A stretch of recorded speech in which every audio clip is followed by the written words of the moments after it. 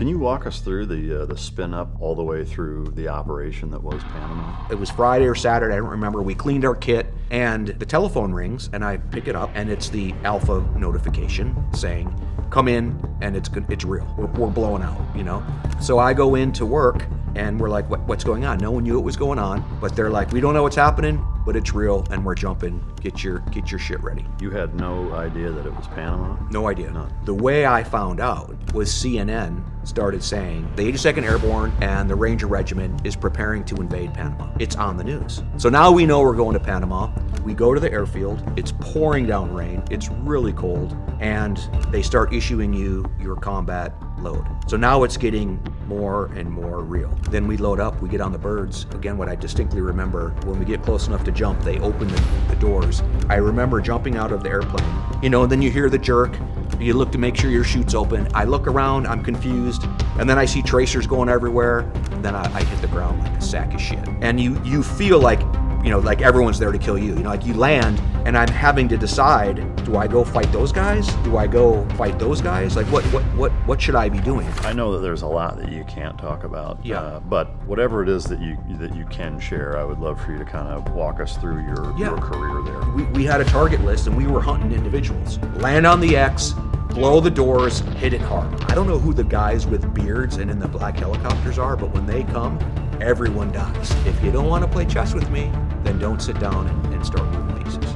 You may not have invited me to the game, but you started it. You moved your black pieces first. Now I'm sitting down and I'm controlling the white pieces. Yeah. So fuck you.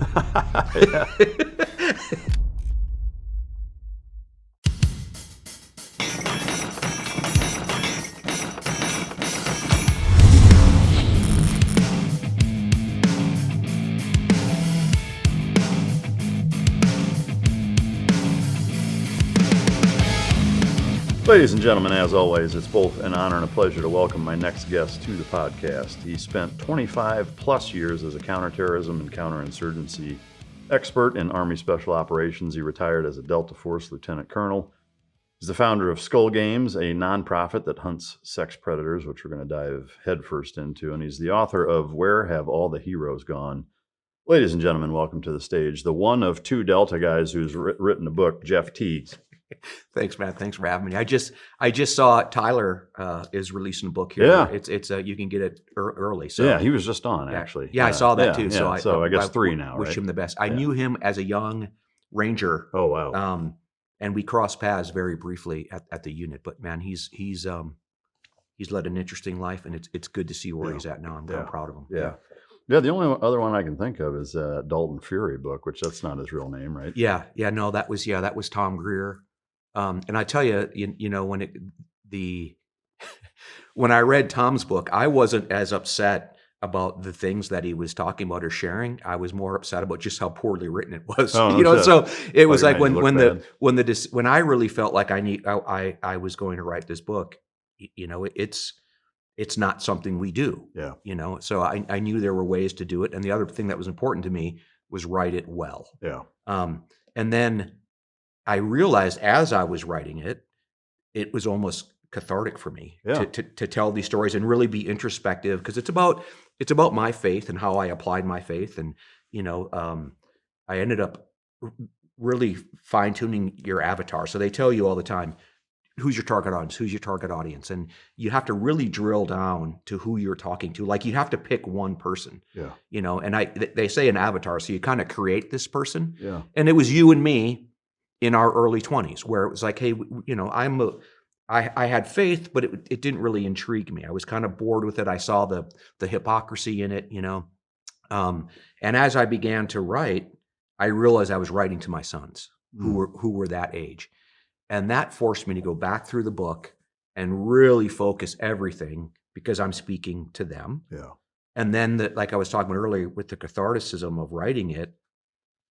By the time I turned it into the unit to get reviewed, it forced me to be smarter and talk about things smarter. So the special equipment that we use in the unit, or some of the terminology we use in the unit, that was what I would have considered. You don't say that in public, Right. But it's also not good writing. Yeah. Because no one knows what that is anyway. So in addition to it being a cathartic process for me, I think it forced me to be a better writer because I needed to convey things in a way that was much more generally understood and yet still keeping it somehow personal. Yeah, no, that's such a great perspective, and one that I think a lot of people could take a lesson from, because there's so many, especially just military, generally speaking, books post 9/11, but even within the special operations community, there's a lot of them out there now, and some of them are really well done, but a number of them are pretty poorly written. And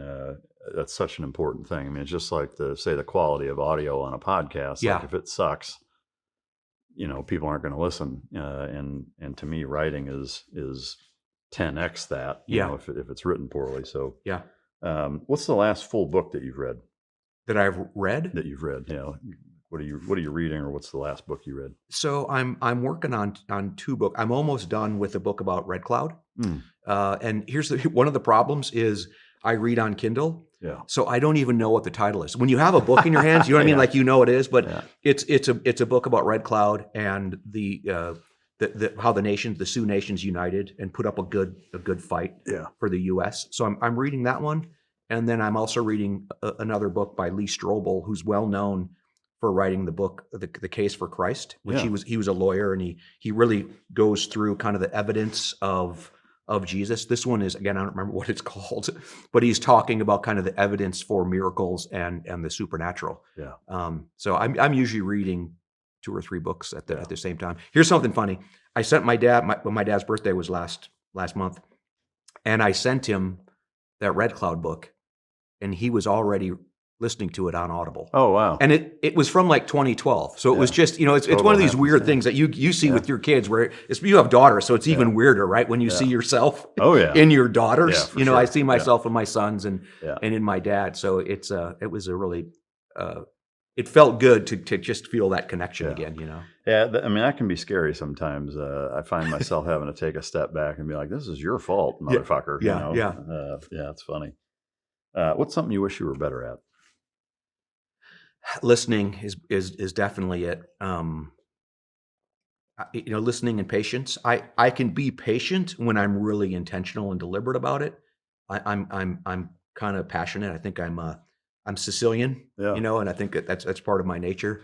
But listening, you'll see with the podcasts, they're easy, they're great. I'm a talker. I love to talk. I love to tell stories. I love to get to know people. But the listening side of it, that active listening, is really a skill that I need to do better at. Yeah. So you're better on them than hosting them, probably.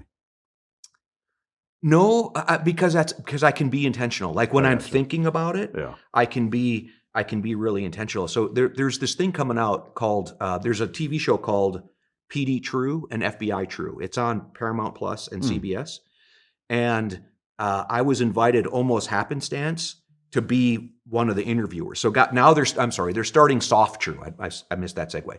They're starting a show called Soft True. So it's guys like you would come on and talk about an op. It's kind of podcasty, but then it's really, really heavy with footage behind it. Cool. And I'm talking about a story of a singleton op that I did in Syria when I was out, because I really couldn't talk about unit stuff, Right. And I was there to be interviewed. And we all kind of realized that they didn't have an interviewer set up for the Afghanistan piece, and so they asked me to do it. Yeah. And I really liked it. And I in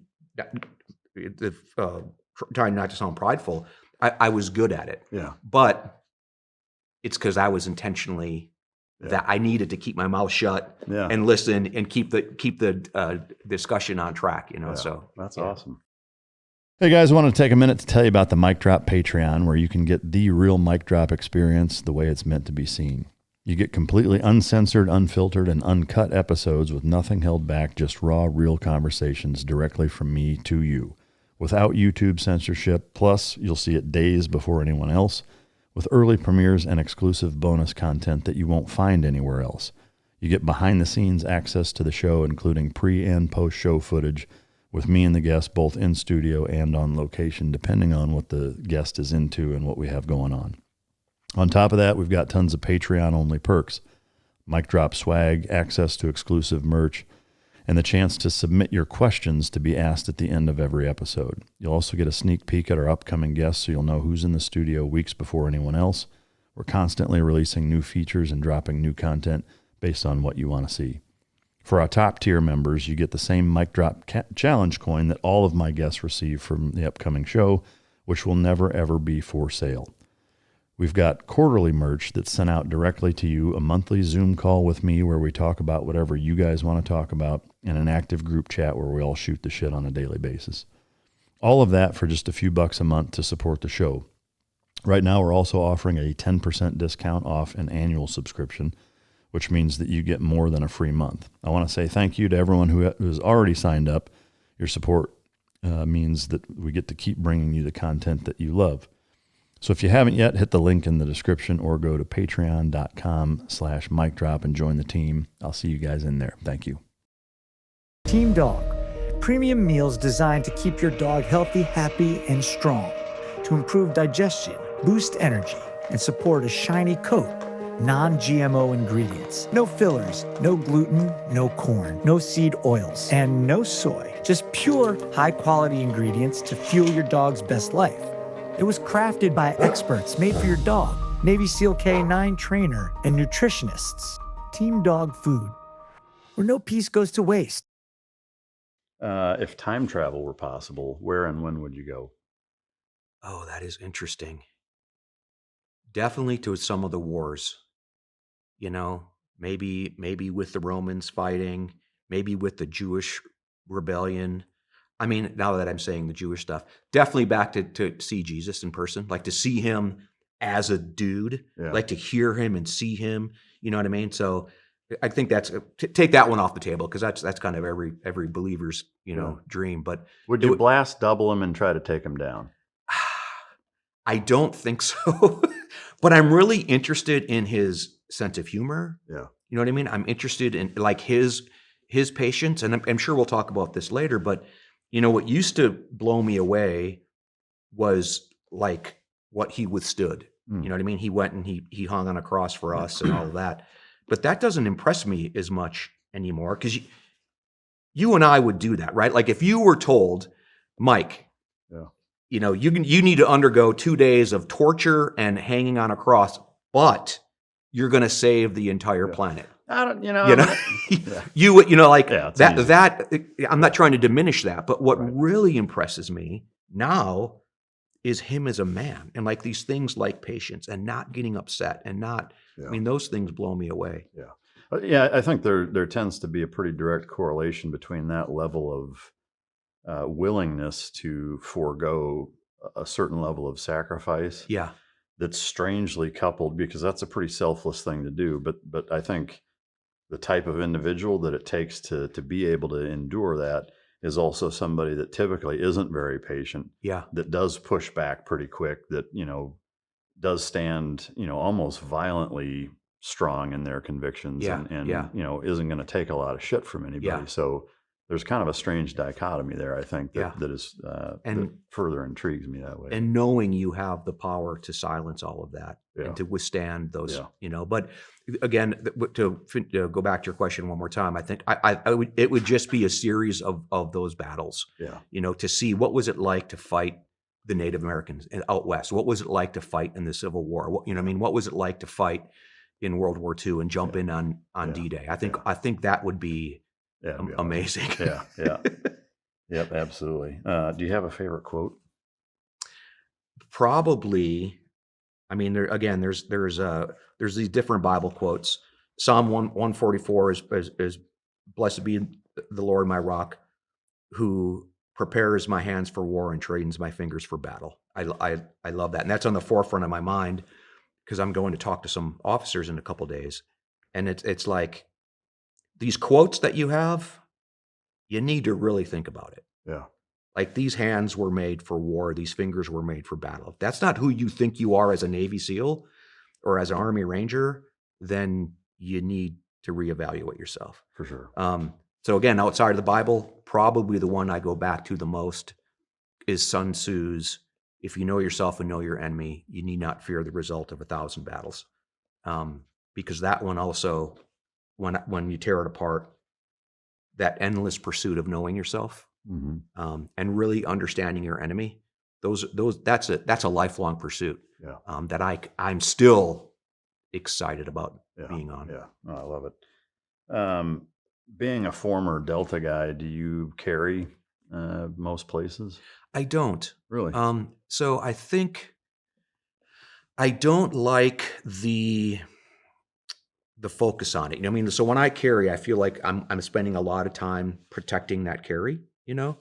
And then ironically, where I want to carry is places you can't, you know what I mean? At church, at big events, at bars, when I travel, like I'm here in Texas, traveling with a weapon. It's a pain. I mean, you can do it, but it's a pain. And I've got a bunch of guns that I like, really small ones. You know, I like the small guns. I like the small caliber. Everyone has their own opinion, but to me, the biggest thing is have a gun that you're gonna carry. And when I do carry, it's usually in like a little man purse. Yes, exactly. Yeah. You know, because I don't like having it on my body. But you know, I'm switched on all the time. Yeah. You know what I mean, like my defense is seeing it coming a mile away. Right. And you know, I tell the story to people sometimes where back in the summer of angst when the Antifa was tearing it up in Portland. I live in Bend, Oregon, on the other side of the mountains. Yeah. So I went up to Portland to see the riots. I wanted to see them for myself because, you know, one side saying, "Oh, they're peaceful protests," the other saying, you know, and it seems obvious on TV, like everything at night, it all turns into a mob and they're burning stuff and breaking stuff. So I went there and I met a friend of mine, and we're in the hotel overlooking the square, and it's starting to get, you know, the activism, the actual peaceful protest was starting. And we're getting ready to walk down and check it out. And Mike, I left my gun in the hotel room because as I'm looking down at that group, I'm realizing and recognizing they don't respect a gun.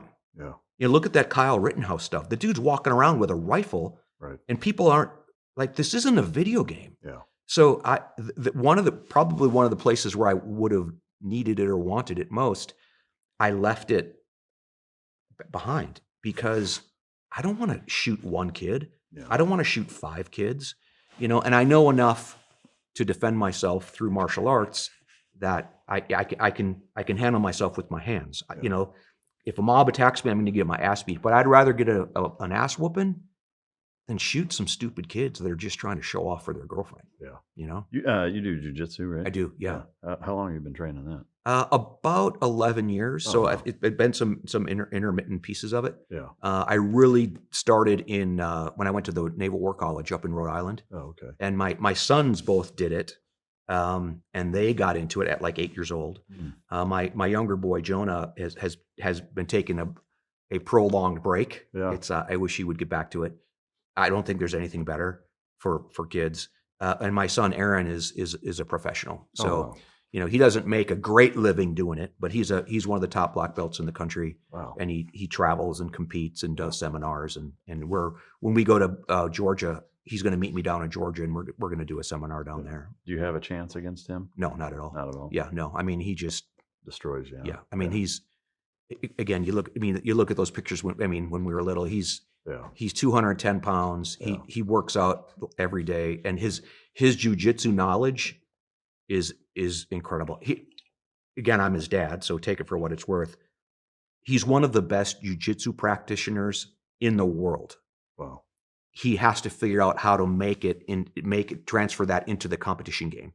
Because, you know, we don't live in a place where he's constantly competing, but his game is super high level. It's incalculable, dude. Yeah. Do you do jits? I do. Yeah. So you know those guys, right? Where they start doing stuff and you're like, what are you even doing? Yeah, I mean, especially I think once you get to a level where you pretty much know the handful of things that can be done from every position, you know what they're going to do, and you still can't keep them from doing it. Yeah. You know? To me, that's when that like light bulb is like, all right, this dude is on such a different level. You know? But, I love it.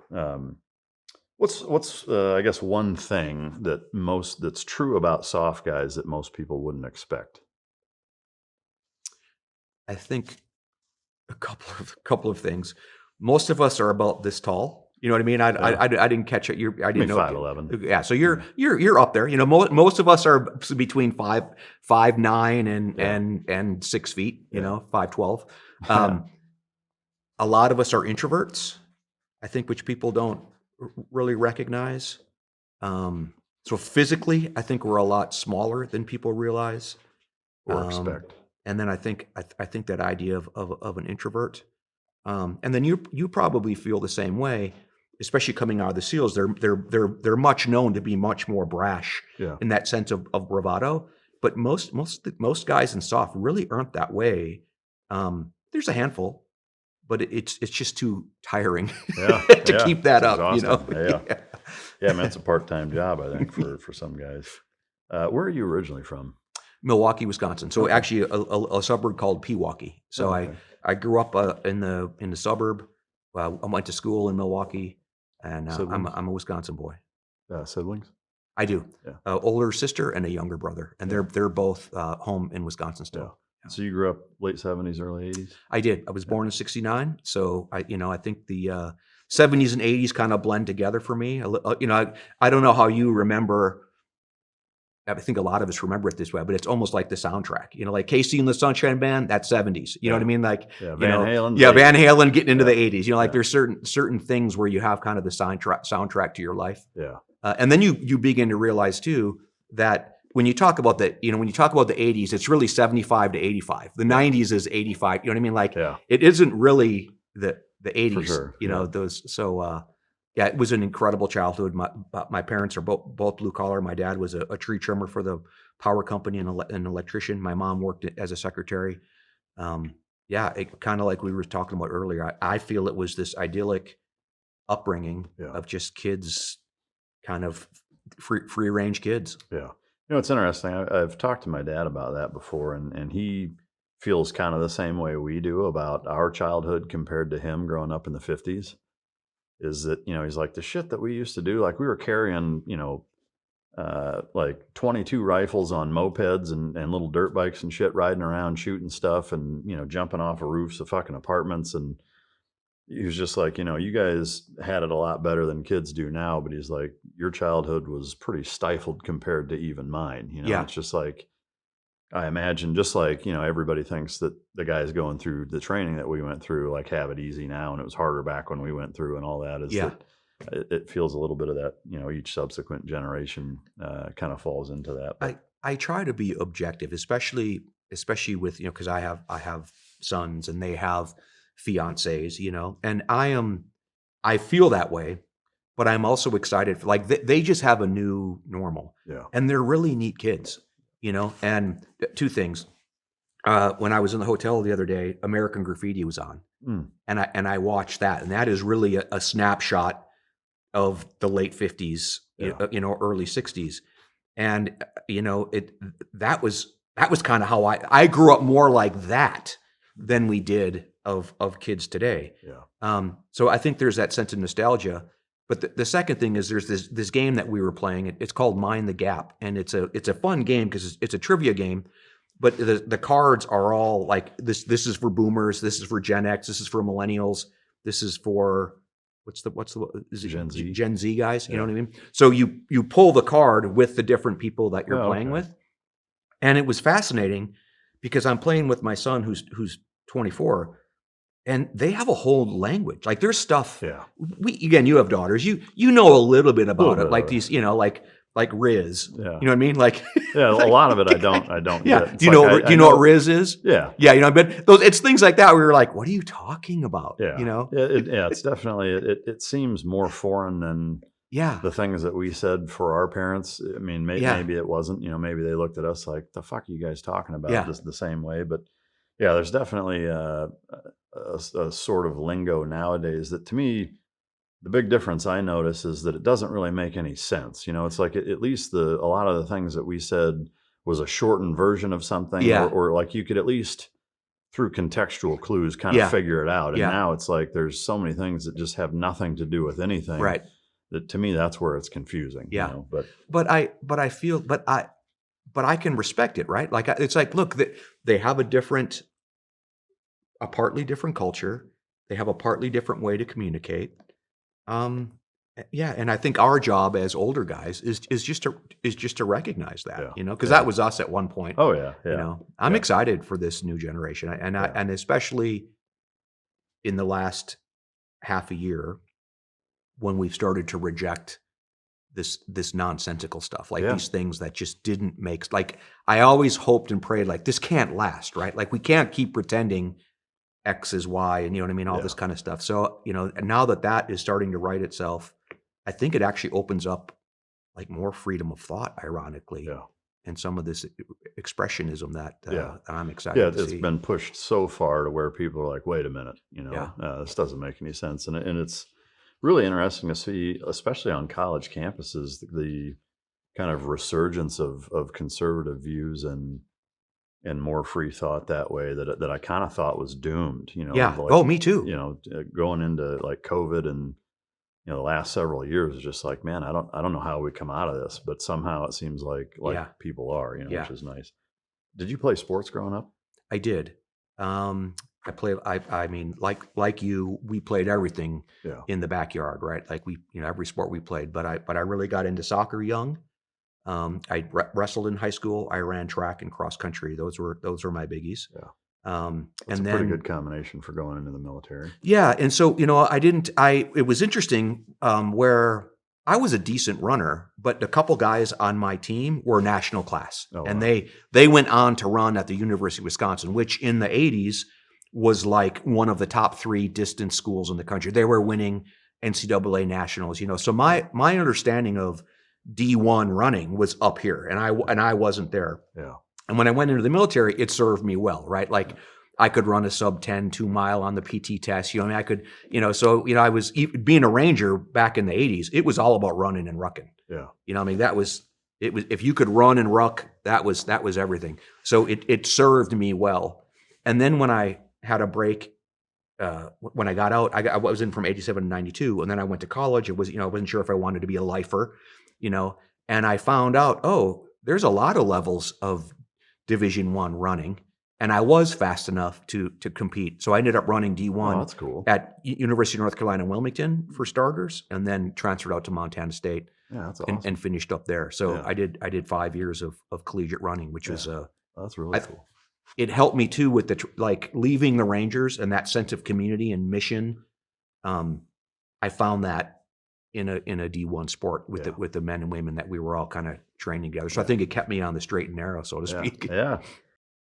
Everybody needs a good pair of work boots. I've worn my share in the past, but there's always been something about them I can't stand. Some pairs beat up your feet, give you blisters, or they take forever to break in, etc. That's why I'm excited to tell you about Brunt, a brand new sponsor of the podcast that were kind enough to send over a pair of their Marin boots for me to try out. And let me tell you, they are the genuine article. The pair of Marin boots Brunt sent check every single box. They're lightweight, waterproof, slip and oil resistant, heat resistant, and electrical hazard rated to boot. And they do mean waterproof. Whether it's rain, mud, or standing water, your feet stay dry every time. Brunt didn't just make the durable work boot, they reinvented comfort for the hardest workers out there. They're not only durable work boots, but just as comfortable as a pair of sneakers. For a limited time, our listeners get $10 off at Brunt by using code MICDROP at checkout. Just head to bruntworkwear.com and use the code MICDROP, and you're all set. Even better, Brunt lets you try all their products on the job risk-free. After you purchase, they'll ask you where you heard about them. Please support our show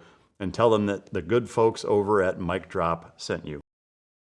If you love talk radio, podcasts, and news, the C. Crane CC Radio 3 delivers exceptional spoken word audio. With separate bass and treble controls, you can tune the sound exactly how you like it, and the clarity makes it feel like your favorite host is right there in the room. C. Crane is a returning sponsor on the podcast. Previously, they sent me their Skywave SSB2 to try out, and now that they've sent their new CC Radio 3 over, I can tell you for sure that it's awesome. The CC Radio 3 pulls in long-range AM/FM stations with exceptional reception and includes emergency features like NOAA weather and the 2-meter ham band. It's got all the bells and whistles, clock, alarm, line-in, antenna jacks, memory presets, and it runs on the included power cord or a set of batteries for over 170 hours, making C. Crane reliable no matter where you are. And with the Bluetooth included, you can stream new episodes of Mic Drop, just like this one, on the CC Radio 3 through any smartphone or smart speaker. To order the CC Radio 3, call C. Crane's US-based customer service at 800-522-8863 or visit ccrane.com/drop. That's CCRANE.com/drop and use the code DROP, all caps, all one word, at checkout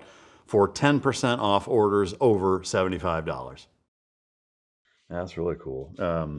Throughout your entire childhood, were there any significant events that took place that, largely impacted your path or your life in general? Like, did any big ticket items happen? So let me talk about two different things. And I'm working on two books right now. One of them is a sequel to Where Have All the Heroes Gone? It might be called Where Have All the Heroes Gone To? I don't know if that's unoriginal or not, but it's the same exact kind of process. And then this other one, right now, I think it's going to be called Words Matter, and it's looking back in my life at these events that seemed to be watershed moments, but didn't necessarily need to be. So, like, again, I would invite you to do it, or anyone who's listening, just like your question that you asked me, is think back in your life of events that really, really stand out and kind of rerouted your course. I had heard this discussed before, where it's this idea of an upgrade. So, like when your computer, what are we on, iPhone 16? You know what I mean? So when you have this upgrade, it's iPhone 16.1, iPhone 16.2, then it goes to, so like your mic version 16.3. Yeah. You know what I mean? And sometimes these upgrades are happening and you don't even really realize it. Or sometimes they're very intentional, like, going through Buds or going through RIP, like that's an intentional upgrade, right? Like I have just changed my operating system to something else. So I'm actually writing about this in the book. And one of the things that I think back to is when I was a kid, I don't remember how old I was. I was maybe 10, 11, somewhere in there, that a neighborhood girl, she disappeared, and I didn't see her around. And I asked my folks, I said, "Oh, what happened to this young girl?" And they said, "Oh, she's been taken away. She's going to be gone for a while. She got pregnant." And I said, "Oh, where did she go?" And she's like, "Well, there's a place where they take pregnant girls because, she can't go to school now, and she can't go to church." And I remember as a little kid thinking, that's got to be terrifying. Yeah. Like, isn't that what the church is for? Like, here's a young girl. I don't know. Maybe she was 16 or something. I think she was definitely still in high school. Maybe she was 17. She used to babysit for us. And as a 10-year-old, 11-year-old, I thought, so this young girl gets pregnant and we like ostracize her. We send her away and lock her behind some walls until she has that baby. I thought, what is this faith tradition that I'm in? Right. Because to me, yeah, I get it. You're not supposed to have sex before marriage, but if you do and you're having a baby, shouldn't we come around this young lady and be the community to help her? You know what I mean? So that's one of those things that kind of sent me on my own kind of, I'm a believer, I'm a follower of Yeshua, but I don't really have a denomination. You know what I mean? Because too many of these things have kind of knocked me left and right. Right. So that was an event that, again, very insignificant in my life, but I remember it often because it really sent me on this path of what are we doing and why are we doing it? And does it really fit the spirit of who we say we are or what we say we do? And then another event that was much more dramatic was my sister. We all three of us kids worked at this steak restaurant called Jake's, which was just up the road from where we lived. And that's where I met my wife too. She worked there. She was a salad girl. I was a busboy. My awesome. sister worked in the kitchen. My brother worked out there. So it's one of those jobs when I was like 15. I think you could get a job at 15 or something with your folks that you could. So I'm about 15, 14, 15. I don't remember, somewhere in there. Oh no, it's before I had a job. So it was probably 13-ish. So my mom and dad went bowling on a Friday night, like everyone in Wisconsin, every good Wisconsin night. And so they say, "Hey, meet your sister and walk her home." So she's walking home from Jake's. It's only a mile and a half at the most. And we walk in and meet her.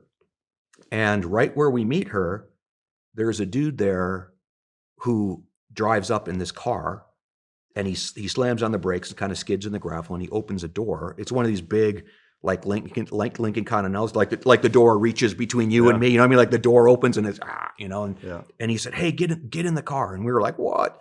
And we start running, and he's yelling at us. We can't really discern what he's saying, and we run into oncoming traffic up this highway, this boulevard, and he follows us like going against traffic.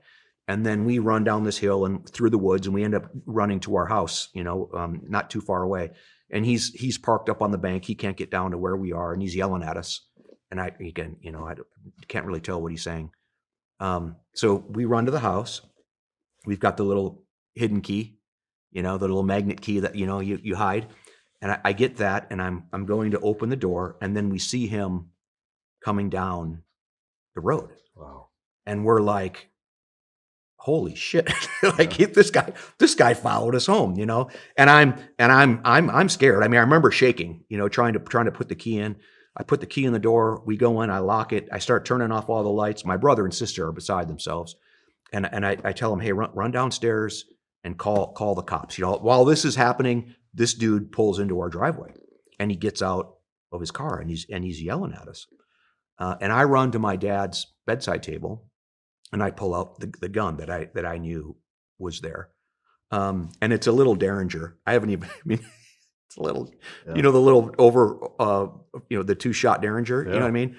And I open it up and I put the bullets in, and I wasn't even, I was like, what is this, and I grab the gun and I run out, and this dude's got a big flashlight, one of those big black flashlights, and he's pounding on our window.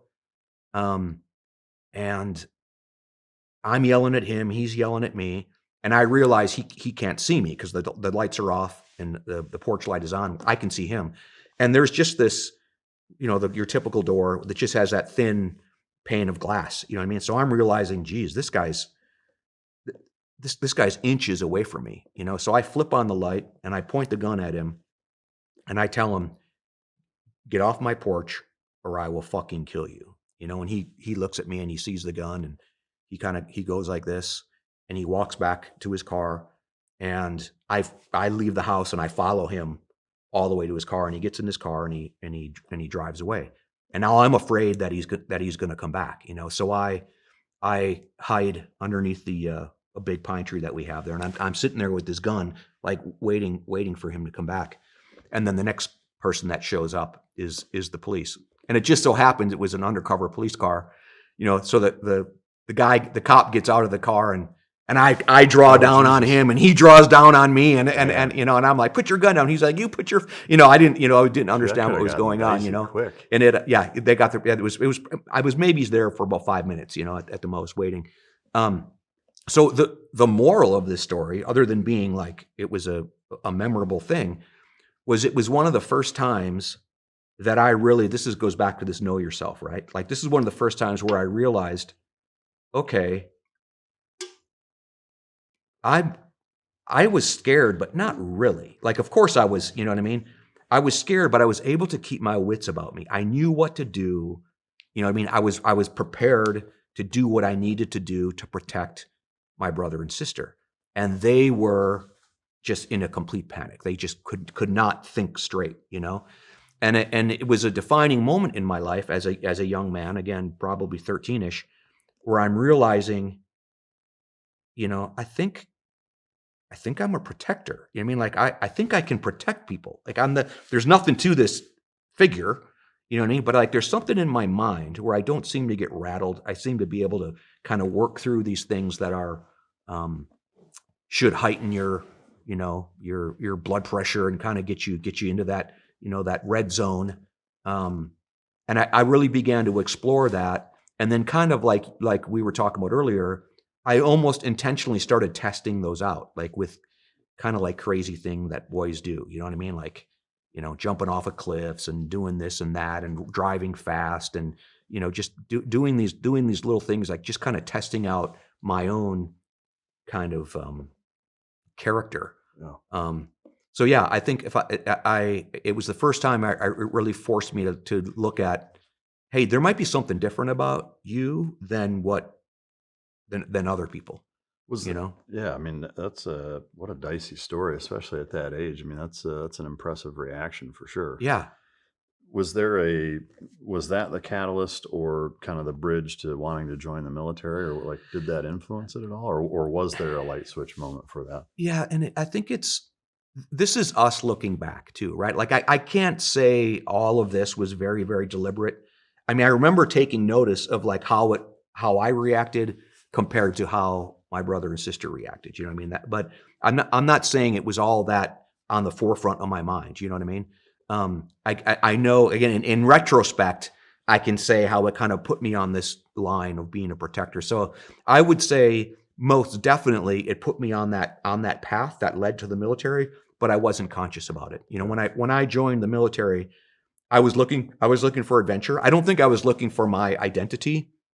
I was looking for adventure. I didn't know I was looking for my identity. I found it as a young man in the Rangers. Like I'm a Ranger through and through. Like I grew up in the 1st Ranger Battalion in Savannah, Georgia. Yeah. You know what I mean? Like that's where I spent my ages of 18 to 22 or 20, whatever, 23, do your math.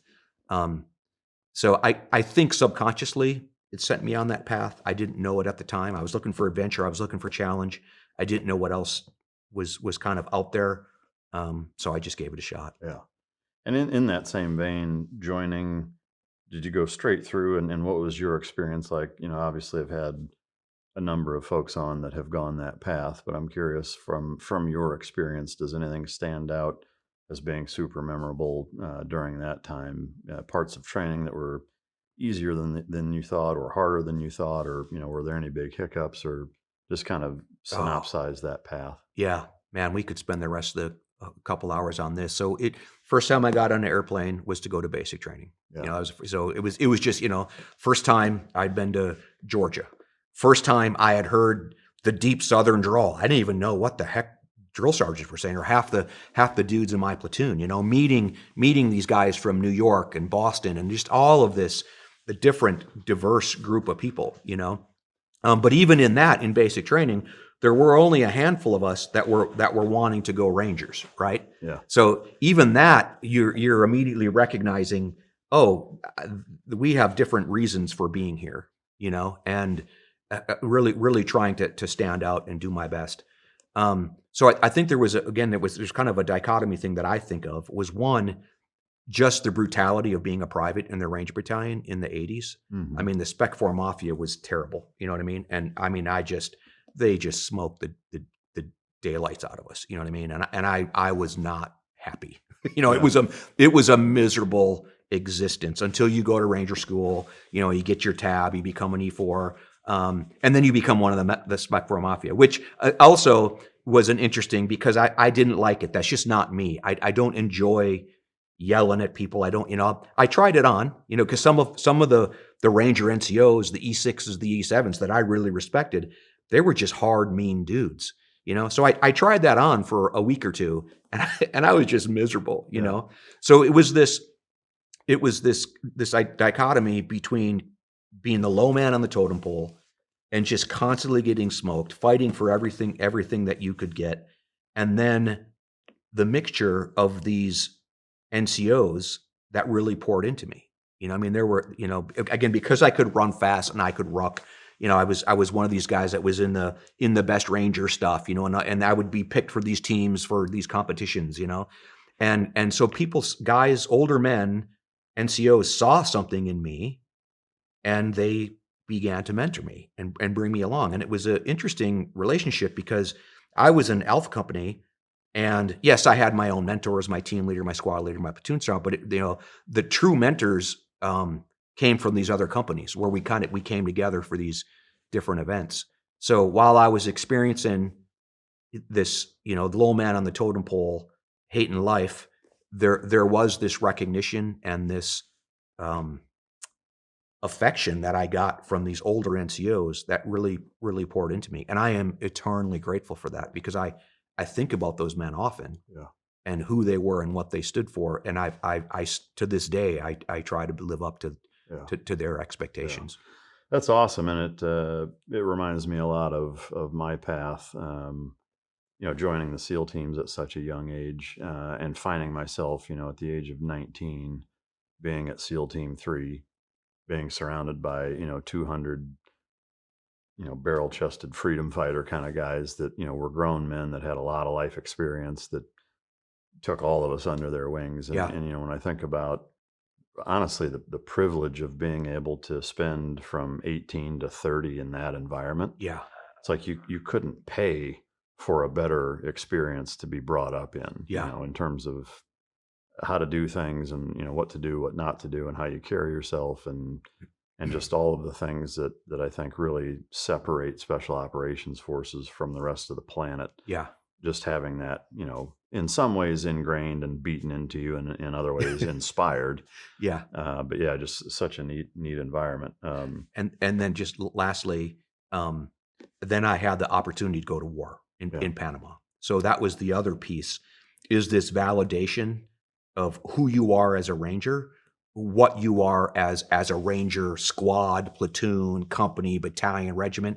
Like, it wasn't smoke. Yeah. It wasn't for show. Nets. It wasn't talk. All of this training that we were going through was real, and it worked. Yeah. So, and then of course, I don't really remember, being in combat and really having this epiphany of, okay, you've been through this test and you passed. Okay, so again, this 13-year-old boy who began to think, hey, maybe I'm good at this kind of thing, this kind of chaos and war and fighting and all that. Again, none of these things were because you remember being 18, 19, 20. You don't think that way. It's now an old man in his 50s thinking back, going, okay, but I was realizing those things, and they were no longer things that I thought about, or maybe I would react this way, or maybe we should do this. Yeah. We did it. Yeah. And I really liked it. Yeah, man, that's awesome. Can you walk us through the spin up all the way through the operation that was Panama? Yeah. And again, what's interesting is I have more vivid memories, and maybe it was because it was the first time we went to combat. Maybe it's because I feel like I can talk about it. Maybe it's that combination, but I have like crazy vivid memories of Panama compared to rotation 10 with the unit. I barely remember. I don't know if you're the same way. I barely remember a bunch of these rotations. I'm not really sure why. One, I think we just become, again, it's like fighting. You remember the first few times you fought, but then it just gets blurry. So Panama was interesting. And what's funny is we were talking about The Simpsons a couple minutes ago, and the lead up to Panama was totally obvious. We just missed it. We had been to Panama jungle training like a couple times. So within 1 year, I had been to Panama jungle training twice, and another we were in Panama doing the jungle training all the time. First indicator, Then we were doing these exercises, and the culmination was at Eglin Air Force Base, where the entire regiment showed up, and we basically did a mock rehearsal for the invasion of Panama. Again, I'm a corporal, right? I only see this much. Right. And on top of just seeing this much, being responsible for my 4 guys, we had block leave coming up, which you only get once every 3 years, because it rotates through 1st, 2nd, and 3rd Battalion. So we're going home for Christmas, and on top of that, I was getting married. So my wife Jules, who I met in high school, we worked at that restaurant together. We had gotten married like every good NCO at the Justice of the Peace. So our anniversary is in April. Yeah. And then we were going to go home and have a wedding in December. So you've seen that played out many times. You get married, you stockpile that money, then you spend it on a wedding. So we were married in April. We're going on, is this going to be 36 years? Yeah, 36 years of marriage. Wow. Through, again, a soft guy. I just read, I'm frequency hopping on you a little bit, but I was on a Signal thread the other day. Talking about war plans? Yeah, exactly. And a bunch of dudes were talking, and one of the psychs came on and said, hey, at one point, they did a review of guys in the unit. 82% of them had ended up getting divorced. Wow. So like there's a lot of divorce in our ranks, but I always kind of felt, it's 50% everywhere, it's 50% in our ranks. But at one point during the wars, and especially when the wars ended, it was as high as 80%. So I'm proud of that 36 years of being with Jules through all of that. I mean, the trials and tribulations of being a soft guy. So we went to Eglin. We came home like on that. It was Friday or Saturday. I don't remember. We cleaned our kit. Now it's Sunday, and we're sitting down watching The Simpsons Christmas special. It was an hour-long Simpsons, and people can Google check this. I don't think The Simpsons was out yet. Or what'd you just say? Someone just said it was 36 years. Yeah. So it was. I think this was like this was either the big because it was the hour-long Christmas special, or it was like even before the show started. I can't remember, but all of America sat down to watch The Simpsons Christmas special on that Sunday. And the telephone rings, and I pick it up, and it's the Alpha notification, which my squad leader saying, we're come in and it's real. We're blowing out, So I'm shocked because we had just cleaned up. I don't think, my bags were packed to go home. So I go into work. And I drive in and something's different, right? Like there's MPs everywhere. Everything's locked down. The phone booths are all taken apart and hanging, and then we walk in and we're like, what's going on? No one knew what was going on, but they're like, we don't know what's happening, but it's real. And we're jumping. Get your shit ready. So even at that point, you had no idea that it was Panama? No idea. None. Yeah. So what is interesting is the way I found out was CNN started saying the United States, the 82nd Airborne and the Ranger Regiment is preparing to invade Panama. Wow. So this was Sunday night when we came in, and then we jumped in early Wednesday morning, so Tuesday night. So we were there, Monday and Tuesday. So I don't remember when it was. I think it was sometime during Monday where it's on the news. So that's how I found out we were going to Panama, is I'm standing there watching a talking head say and images of Pope Air Force Base where the 82nd Airborne is getting ready too, Yeah. So now we know we're going to Panama, and then the plans start to come down to what we were doing, and you're still not sure if this is really going to happen. We go to the airfield. It's pouring down rain. It's really cold, and they start issuing you your combat load. So now it's getting more and more real. And they had this setup where there were these different pallets, and they were organized by job description.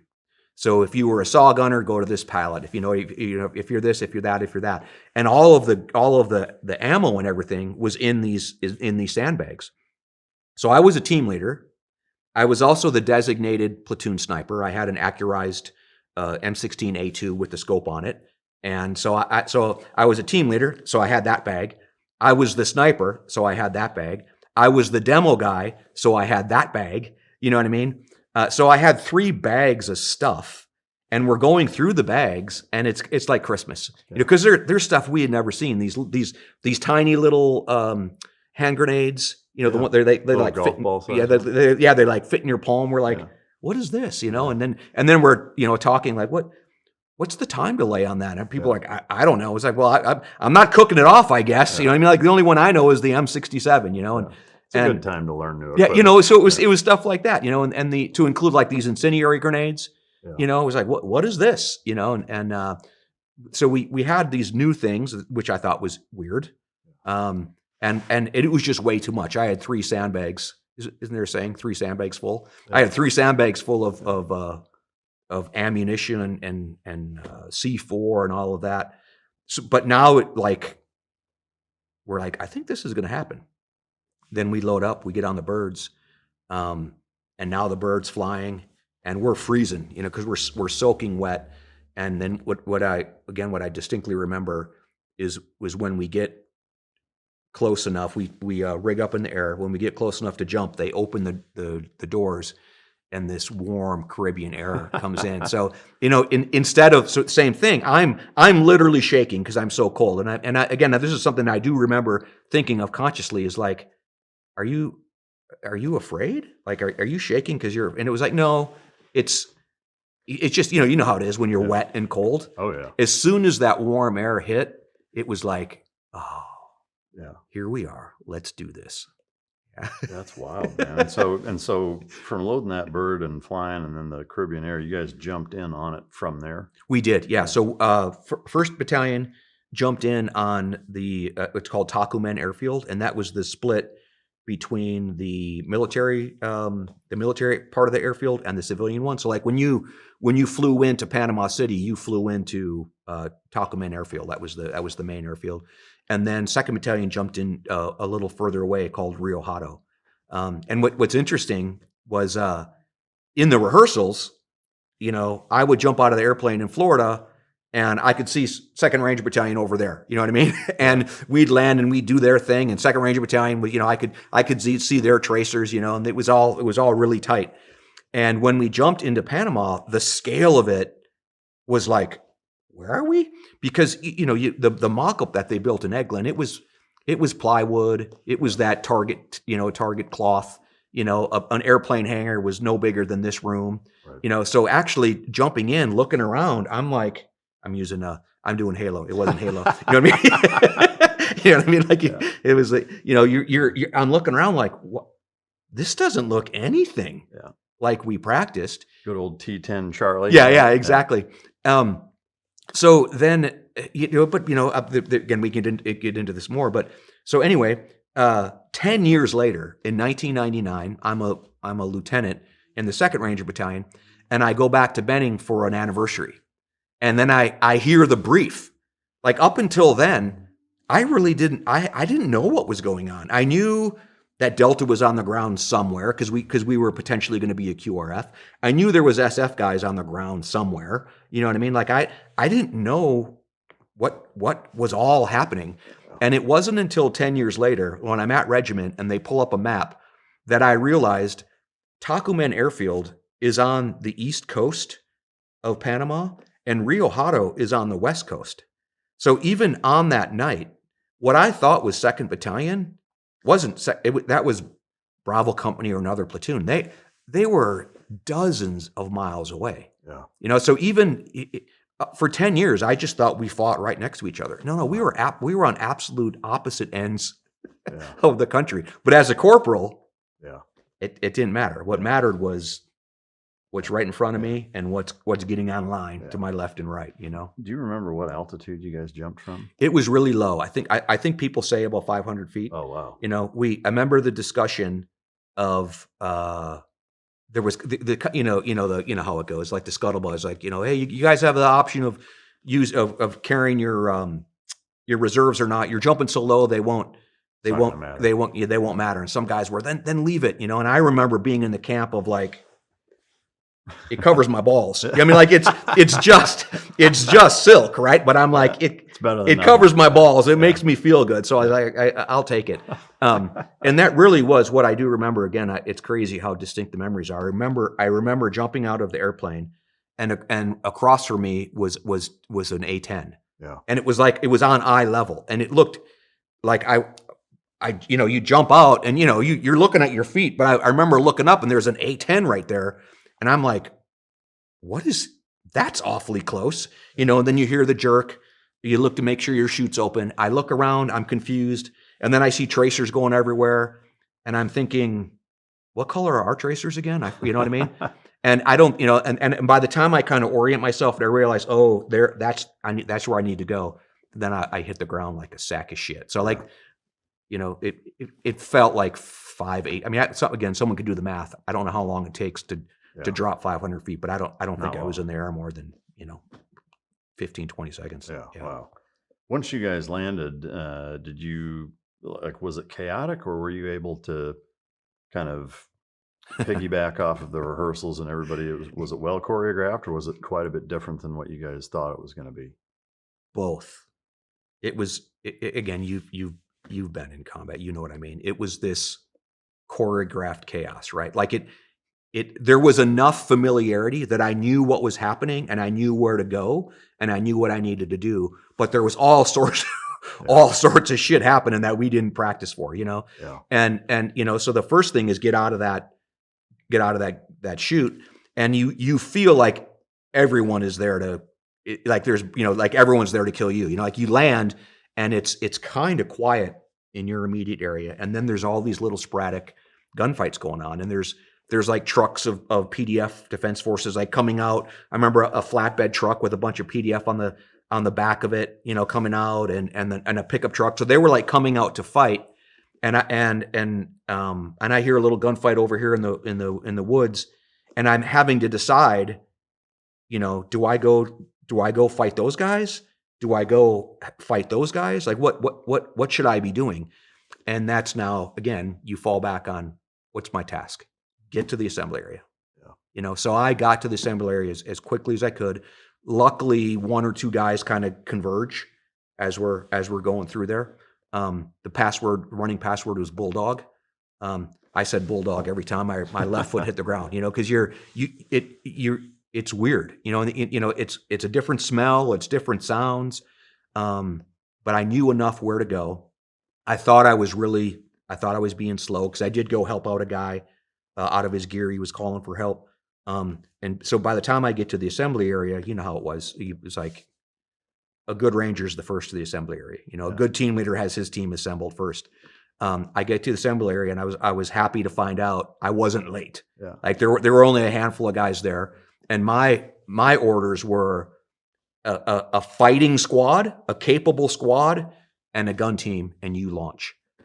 So that was different, right? Because now it's like, hey, maybe I only kind of knew you a little bit, but like, Mike, you're my saw gunner now. You know what I mean? And I don't remember having much of a squad other than my organic. I think most of the team that I moved out with was my squad. I have to think there were a couple guys intermixed in there, but I think we after our first foothold, we kind of reshuffled who guys were. But as soon as I had a gun team and enough firepower to go hit our foothold, we were off and running. Yeah. Did you guys encounter any resistance between the original kind of rally point or assembly area and your first foothold? Yeah. So this is another one of those very, very candid memories. Was we had a building that we were supposed to, that was the foothold building that we were supposed to secure. And between us and that foothold, there was this little guard shack, and it was on the road, one of those very typical South American, Central American cement guard shacks, what I mean, with the red and white things that go down. And there was a dude in there, and he was shooting at us. And like, I can't quite make out but it's a handgun. You know what I mean? And it's the old, he's below the, I can't see him. I just can see his hand, and he's shooting at us. And I'm thinking, dude, I got a squad of Rangers here. Yeah. Like, what are you doing? Do you not know how this ends? Like, just put your hands up and move out. I got a M60 machine gun, before the 240. I've got two 203 gunners, two saw gunners, you know what I mean? Yeah. And a bunch of Rangers that are like unleashed for war for the first time, And I felt sorry for this guy. And I was like, dude, but he stuck with it. So it was like, okay, you're going to have to go. And then I have my saw gunner engage. It doesn't do the job. 203 gunner dumps it like right. I mean, you're talking like, cornhole. He drops it right in the thing. So we advance through this. We maneuver through this position, and I come up and I look I'm expecting to see like just parts of body, parts of this dude's body, and there's nothing there. And I see in my periphery, he's not in the guard shack. He was maybe 10 feet away in the grass by like this cement barrier type thing. And he's lying down, and he's shaking, and he's saying something in Spanish. And he kind of shocks me, because he had the, if he was intent on killing me, he probably could have got, he would have got the better of it. So I turn and I see him, and I see that it's the same guy. The pistol, it's a revolver, dude. Wow. He's in a gunfight with a squad of Rangers with a 6-shot revolver, snub nose revolver, because he's like an MP or something. Yeah. You know what I mean? And so I have this real this conflicting thoughts. So he has the jump on me, so I turn and I flick my weapon on fire, and I'm about to fill him in, and something in my mind says, "Hey man, this dude he's a non-combatant. Look at him. He's given up." You know, and it's almost like I remember I think it's on Animal House, when the dude, he's got the good angel on one shoulder and the bad angel. It literally felt like that. You know, like the good angel's like, dude, he's a non-combatant. And the bad angel on my shoulder saying, hey, he was just trying to kill you guys. Like, he doesn't get to just lay on the grass and surrender.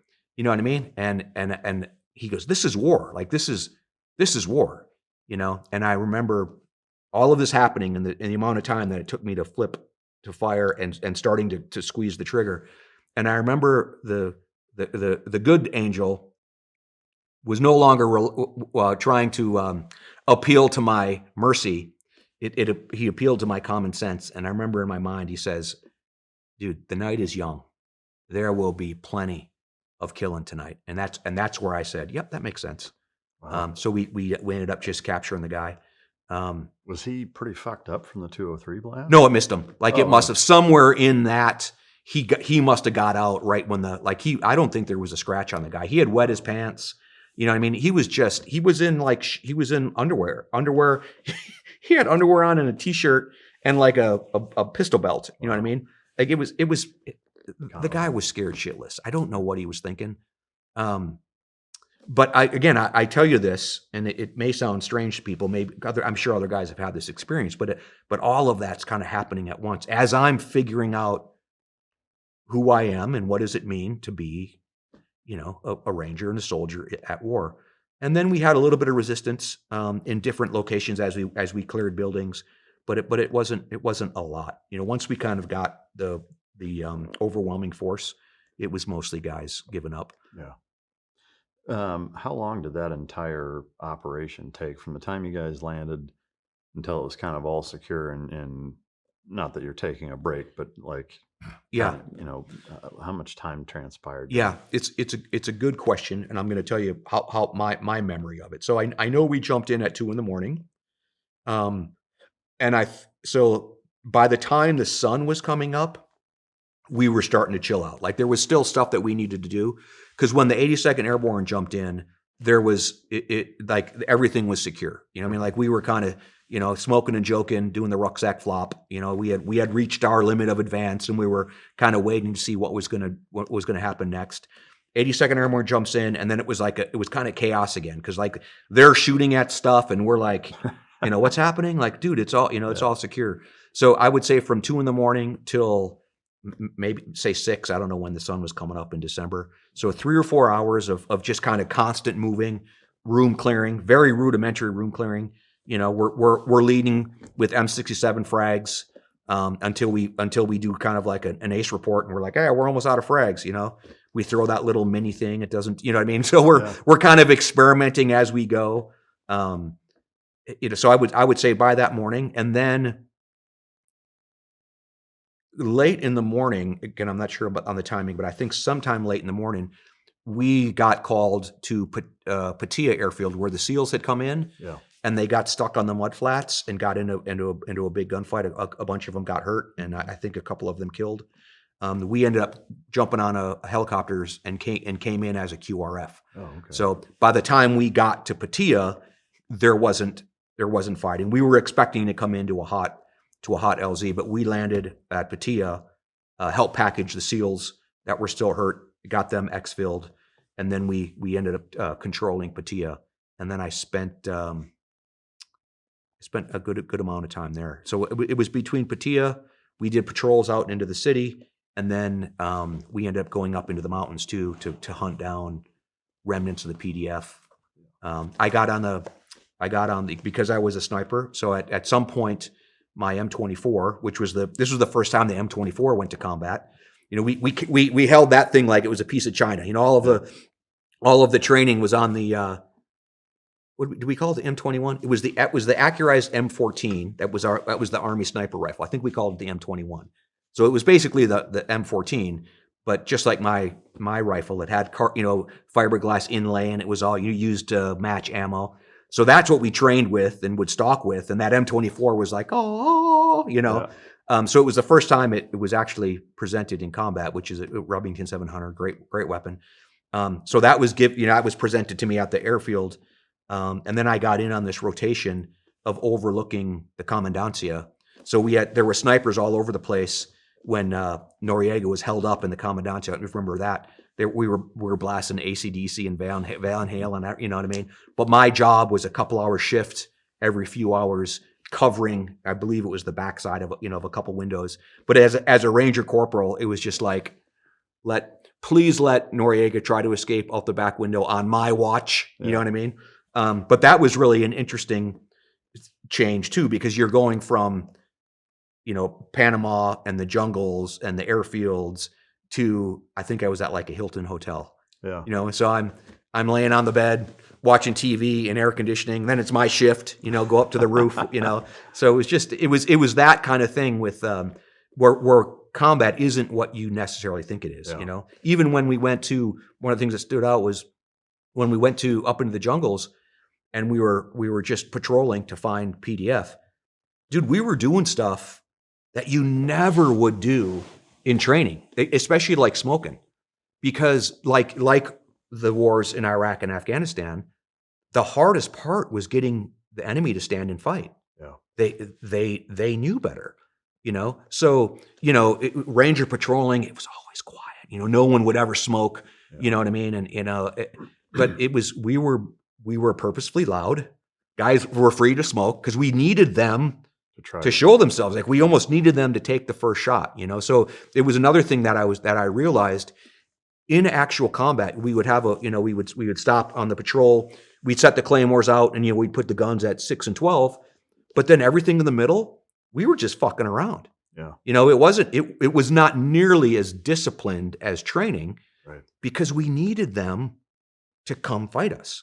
Yeah. So that was the first time I learned that, which was repeated over and over and over, just like the game in Iraq and Afghanistan was catch them with their pants down, or get them into a situation where they have to fight or they choose to fight. Right. Otherwise, they just disappear into the crowd or the mountains or whatever. Yeah. Man, that's wild. How many days were you in Panama? I think about a month. Yeah, I think if we deployed on December 20th, I think sometime mid-January, we came home. I don't remember exactly. And when you jumped in, did you have any other clothes? Was it super bare bones? Did you bring food? Super bare bones. I think it was water. It was water, probably an MRE, and then it was all just ammo, and even very little med equipment. Like we didn't, I think we had the med kit. That little field dressing, on your stuff. And what I do remember is at some point, I think when we came in out from patrolling, that was the other thing I was going to say. When we patrolled, we actually took a house by force. So it was one of those things too, where you would never do that in training, right. But we're out in the jungle, we're out in the mountains, and there was this very nice lodge, and the platoon sergeant's like, okay, this is where we're going to stay. This is where we're going to sleep tonight. So you put security in. But you were doing things they never would have approved of in combat. And it was also this interesting, a level of power that we had. We were like, hey, we're going to take over your house. We were nice, and the people were accommodating, like the family that was there. It was like a lodge. So when I say family, it was like they were like the caretakers. Mm-hmm. They made us. So again, it's this thing. We're in combat in the jungle, and we're sleeping in beds, and they're making us a nice dinner. And then I remember coming back to the airfield and they gave us all new uniforms. Like we took off all our old dirty, stinky stuff and put on fresh uniforms and worked it that way. Yeah. That's fascinating. When you guys came home, was it kind of that almost like miniaturized version of V-Day from World War II? Like, did you come home like feeling like we're the war heroes and we're the big shots in town and we're the only dudes with the combat action ribbon, kind of thing? Yeah. Was there an element of that to it? We felt that way internally, but it wasn't that way externally. It was actually the opposite. So yes, to have the CIB was huge.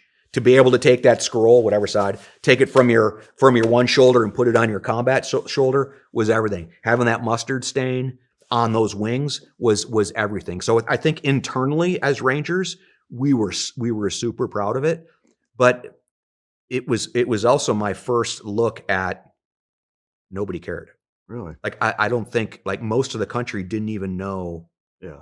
But within Then it- Ranger Battalion, Yes. you were a big deal. Yes. Though. Yeah. I mean, yeah. Because then I went to, I went to PLDC after that. I went to scuba. Like when I went to stuff, it's like, even when I was in the ROTC, when I became an officer, having a combat badge, you know what I mean, and a mustard stain and all that. I mean, that was really unusual back then. Yeah. But I remember also very distinctly going home finally in January or February and talking to some people. I remember a girl that I went to high school with, because we had a party, just to kind of celebrate. We didn't have the wedding. This is one of those stories that I tell. In the middle of there was a lull in the fighting. So as we're clearing these different barracks, we were on the military side. So we're clearing barracks and all these little outbuildings. We went through a day room and there was a phone. And I said, "Hey, hold up." And I picked up the phone and I called my wife, Collect. Wow. So this must have been, let's say it was 3 or 4 in the morning. She answers and I said, "Hey, babe," I said, you probably know where we are. If you don't, you'll find out soon. But needless to say, we ain't getting married in 2 days. This is the 20th. We were supposed to get married in Wisconsin on the 22nd. Yeah. So I said, "You need to call my mom and let her know, like, she needs to start calling people, like, this isn't happening." So she called my mom, and so the wedding was canceled, but like people still showed up because this is 1989. Yeah. We had answering machines, but we didn't have cell phones. Yeah. So people still showed up at the church to find out the wedding was canceled. They showed up at the reception to find out the wedding was canceled. And then when we came home, we had a little party. And I remember talking to a girl that I went to high school with, and she said, "Oh, what did you do for Christmas?" I said, "Oh, I was in Panama." And she said, "Oh, Panama City, Florida. I love it. I'm going to go there for spring break too." And I said, "No. I was in the country of Panama. I was involved in Operation Just Cause, the invasion of Panama."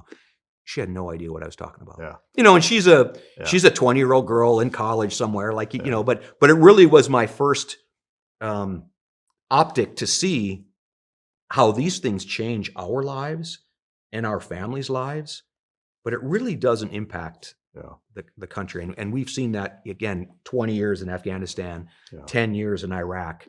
You'd have the yellow ribbon on the tree, but it's really business as usual for most people. And I think many people understand this now, that we carry that burden for the country, and I willingly carry it, and you willingly carried it.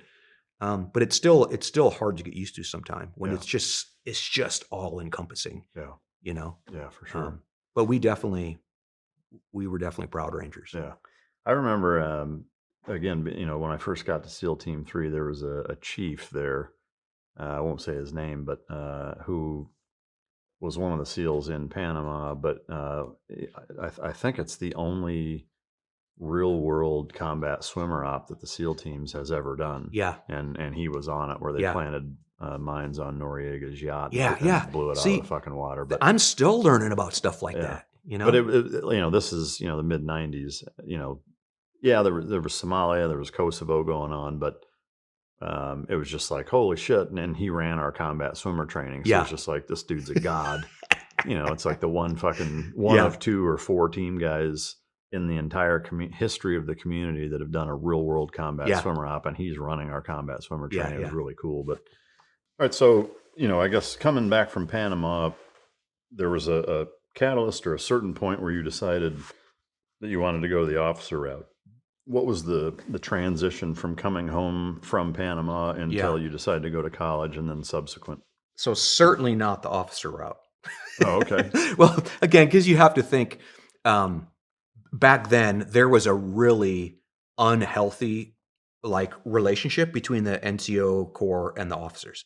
Unhealthy fraternize wise, or No, the opposite? the of that? opposite. Okay. The opposite. And I can't speak for everyone, but at First Battalion there was a very, very healthy disrespect for our officers. And even the way it was set up was you lived in the barracks and you had your platoon CPs, and the company headquarters was like in another building. So you barely ever saw the lieutenant. I occasionally for platoon PT or for training. So you never really knew your lieutenant. They didn't seem to be important, and there was just this real kind of shit talking about officers. That was very unhealthy. There's still a certain amount of that in the military, which I that's just the way it is hierarchy wise. So when I got out, there was no way. I had never thought about an officer. I actually got out being angry Ranger because I wanted to go to Delta Force. Once I heard about Delta Force that I had never heard of before, it was spoken of in very hushed tones. And every, couple times a year, a couple of our best NCOs would disappear. Yeah. Where'd they go? And there was the D boys behind the fence, all, the Hardy boys, all these names from the 80s, right? And late 90s and early 90s. So I wanted to go. When I put in my packet, they said, no, you can't come. Cause I wore glasses and contacts, and they had a standard where your eyes needed to be. Well, I had gotten a waiver for sniper school and scuba school. I just assumed surely it's waiverable, like how important it is. And they said, no, like you can't come. So I was angry Ranger. This is what I wanted. This was the next step for me. It wasn't for me.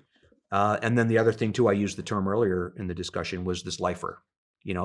That was a derogatory term. The E7s, the E8s, the sergeant majors. Oh, he's a lifer. Do you want to be a lifer? I'm not going to be a lifer. Guys, a lot of guys came in and just did the 4 years. I did 5 because I extended for scuba school, and I extended to try to go to selection. I always thought it was 30 if you like it, 20 if you don't. Yeah, exactly. Yeah. So, I think there was a stigma around it, around being a lifer. I didn't want to be a lifer, and then there was also just kind of this interest in what else was out there. And there was no war on the horizon. It seemed, we had Grenada in 83, Panama in 89. We had Desert Storm, which I deployed for. We didn't do anything of significance.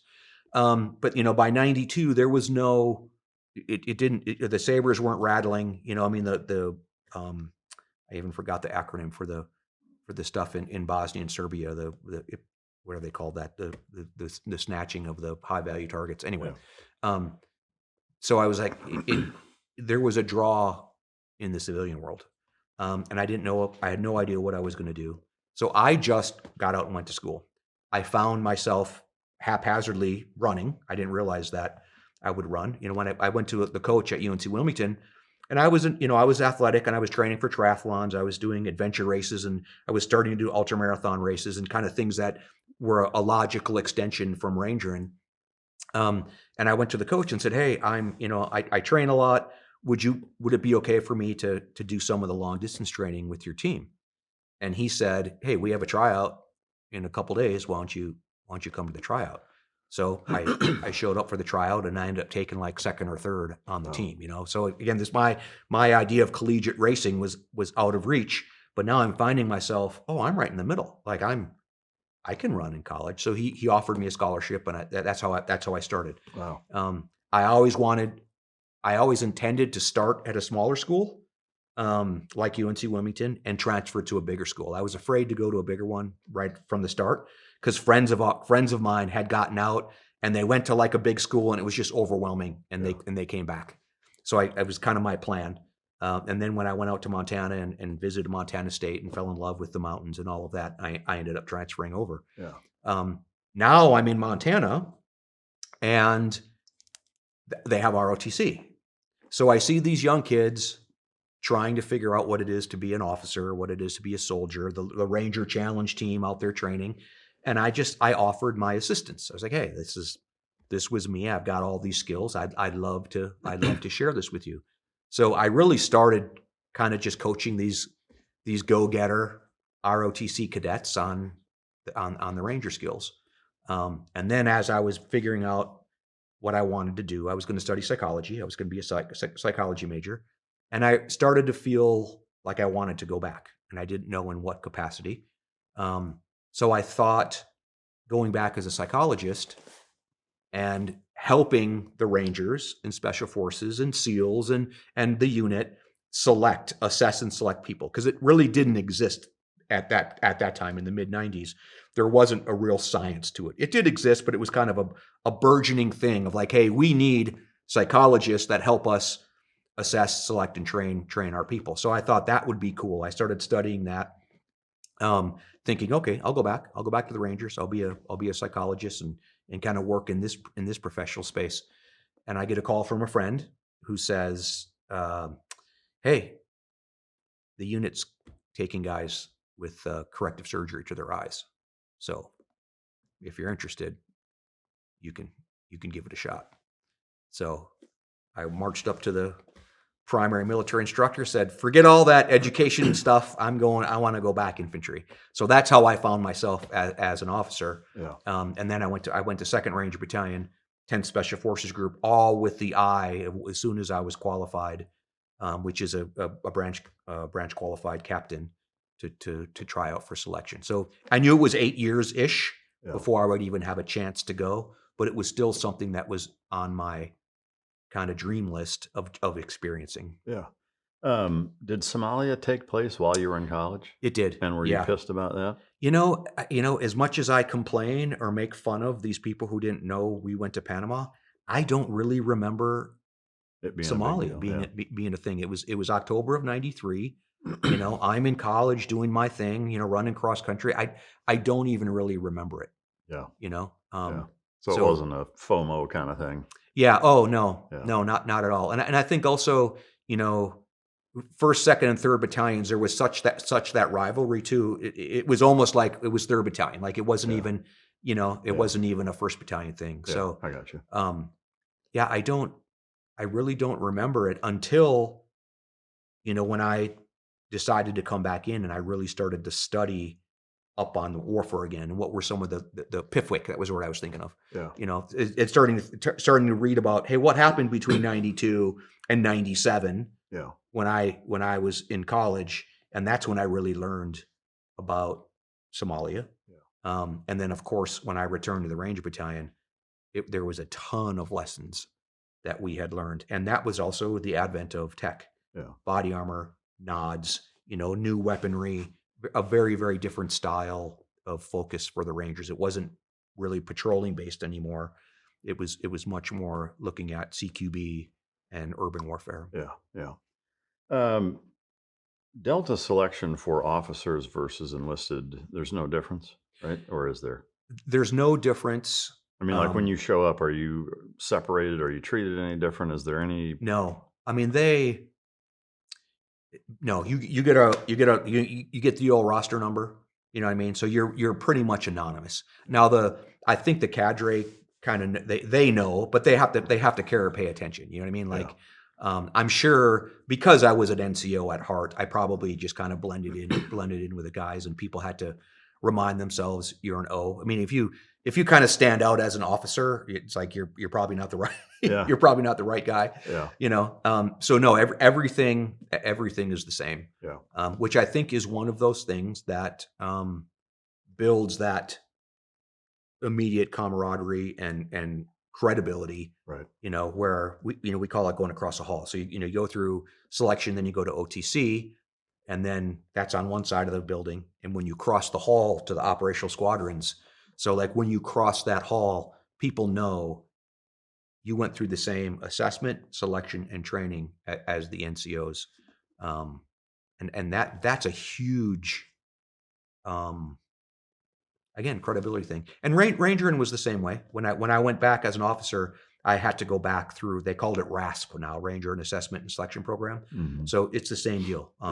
You're an officer, but you're doing all the exact same stuff as the NCOs, trying to get their for the first time. Yeah, I think that's paramount. I mean, they would do the same thing in the SEAL teams. Yeah. Officers go through buds and even going on to dev group. It's they're all mixed in. But selection wise, I've had I want to say 4 other Delta guys on the show, and we've covered the selection as in depth as most of them are willing to go, which seems to be about the same level of detail for all of them. So I'll spare any of those questions that you probably wouldn't answer anyway. But I am curious. Just from what you knew before going into it, like, did you have any idea what you were going to be doing? Yeah. Or was it just like, let's see what happens? Absolutely nothing. Yeah. And that's my conscious choice with all of it. Like Special Forces selection, for example, SFAS. There were guys there that had it all G2'd, right? On this day, you're going to do this. On this day, you're going to do this. And, you'd show up at a place and they'd, you're going to use this map sheet, And then when something didn't go as they expected, it was like a blow to them. So to me, blissfully ignorant was the ticket. Yeah. So I avoided it. It is a really well kept secret. The one piece I write about it in my book too. The one piece of G2 I had was a friend of mine, just kind of offhandedly. And if you ask him, he will tell you, I never said that to you. It's like, well, I got it from somewhere. Yeah. So he tells you, the one piece of advice that he gave me, I misconstrued and it was wrong. And it broke me. It was right. It was at the very, very end of the long walk and I was expecting something to happen and it didn't. And Mike, I had to go in the woods and take a knee, cry a little bit. Yeah. You know what I mean? Yeah. And so even the one tiny piece of info that I had from the early 90s, 1992, I think is when I was told it, and I went through selection in 2005.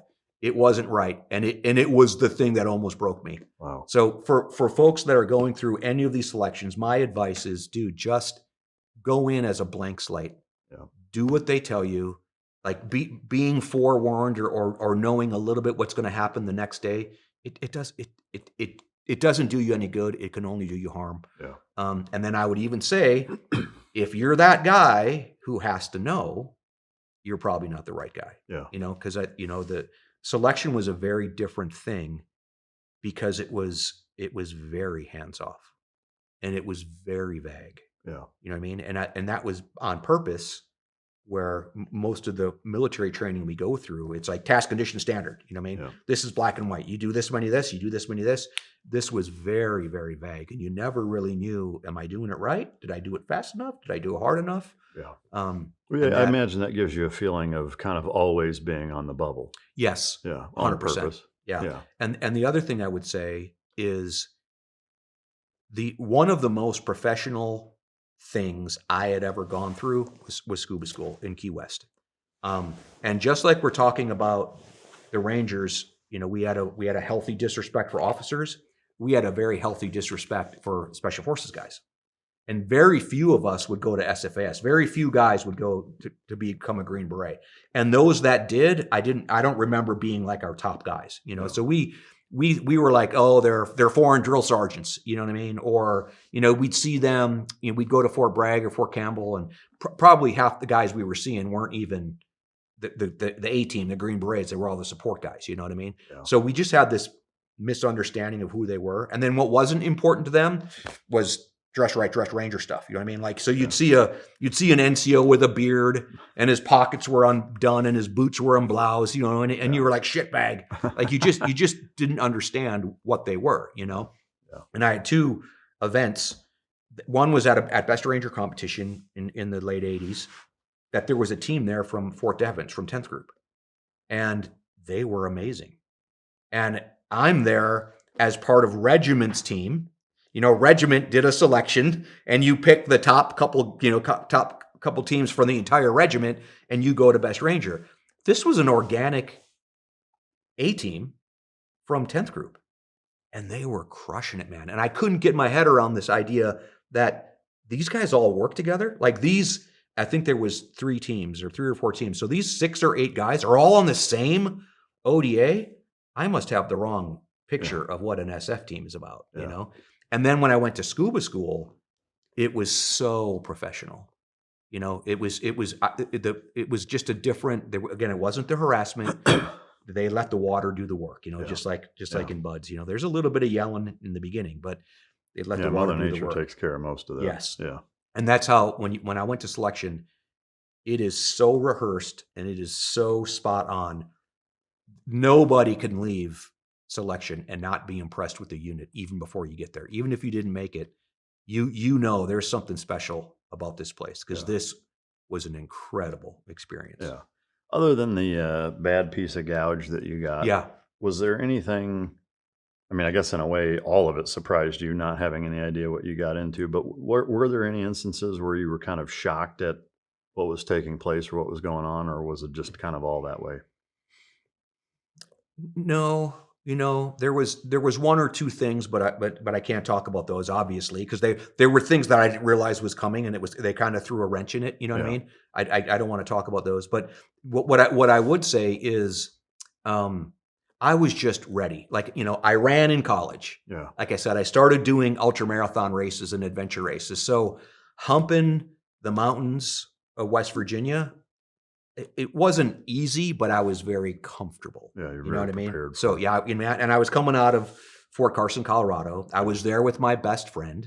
Yeah. You know what I mean? So it was like, and it was almost like a relief where, just like SFAS, Delta selection, it's an individual, right? Like I wasn't in charge of anybody. Mm-hmm. So, you know, it was almost like a relief because I'm coming from the Rangers. I'm coming from SF where I'm responsible for all these dudes. At selection, it's like, dude, you be at the right place at the right time with the right gear and perform as well as you can. Yeah. So it was almost like a mental relief for me, and just to be out in the mountains and just doing my best.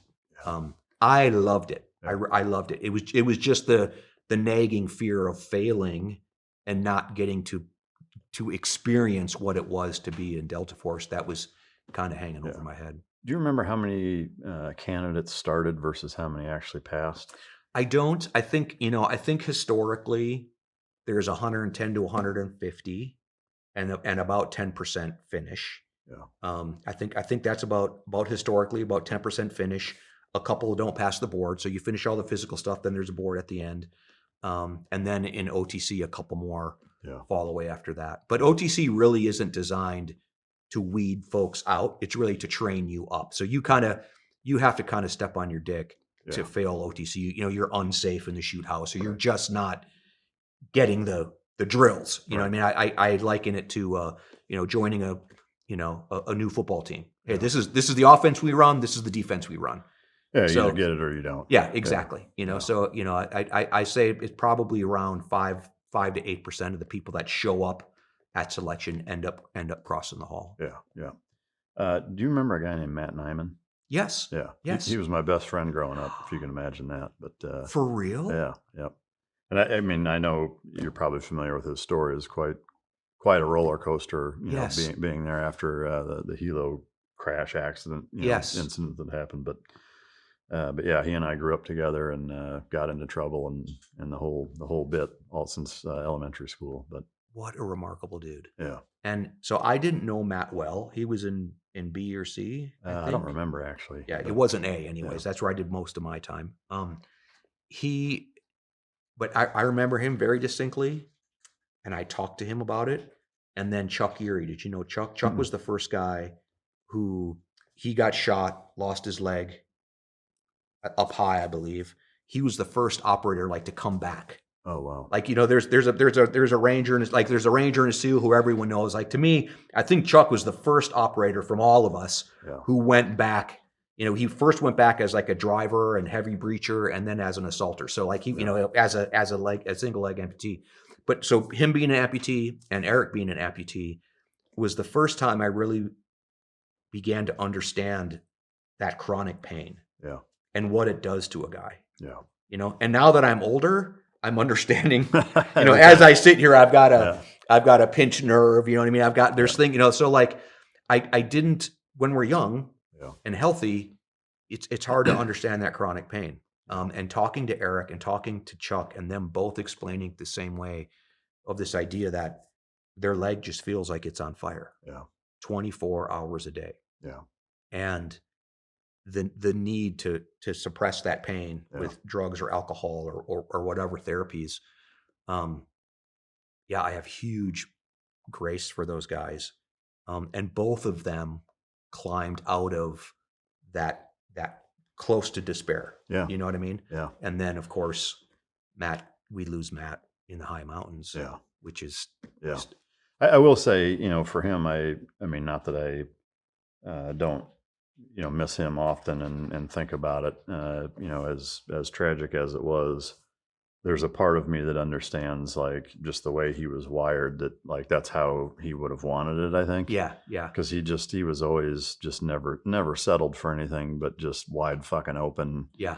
And just a heart of a lion. But anyway, I just wanted to bring that up since you guys were at the same unit. Ironically, actually he must have been in B, because Chuck was his team leader. Oh, okay. At that event when he lost his leg. Yeah. And then I think within a year of that, Chuck ends up losing his leg. Yeah. Wow. So, but I remember, Matt stayed in the building. Yeah. Doing all sorts of different things. What a remarkable guy. Yeah. Man, that must have been cool growing up with him. It was neat. Yeah. It was really neat.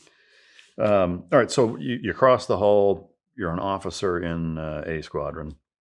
I know that there's a lot that you can't talk about. Yeah. But whatever it is that you can share, I would love for you to kind of walk us through your career there. Yeah. Yeah. So I think one of the things that was interesting, so life as an NCO was very, very foundational for me, so it's easy for me to say, I think every officer should start enlisted. You know what I mean? Yeah.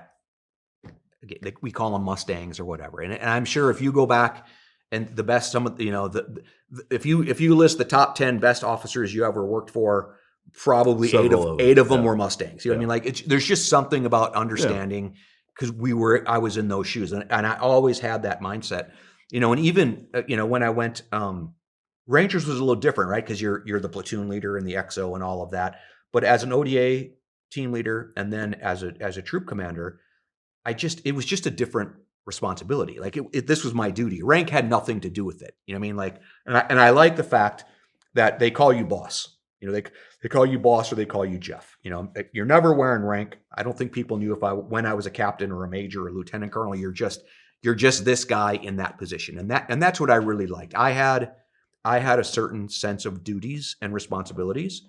The troop sergeant major had them, all the way down. Guys had their own responsibilities.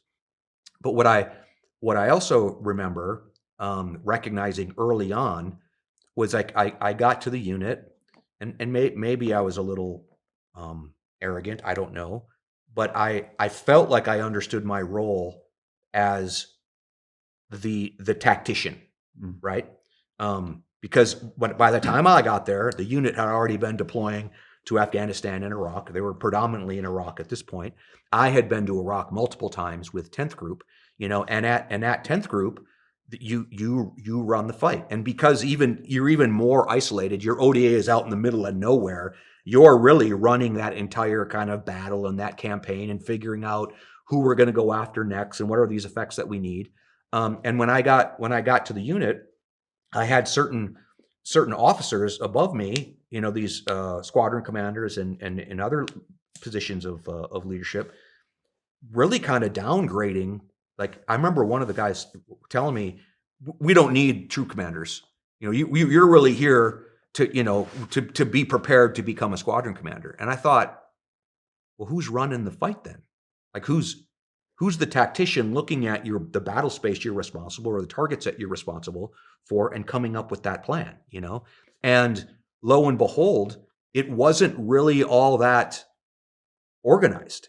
You know what I mean? Like we had a target list and we were hunting individuals. We weren't really looking at network effects or even like theater effects, even though we were a theater asset, right? So to me, I kind of had to play this, I'm the new guy, but I'm like, I think I should be doing this, And I remember coming in, and before I took a troop, I was a operations officer at the squadron level, and we're getting ready to deploy.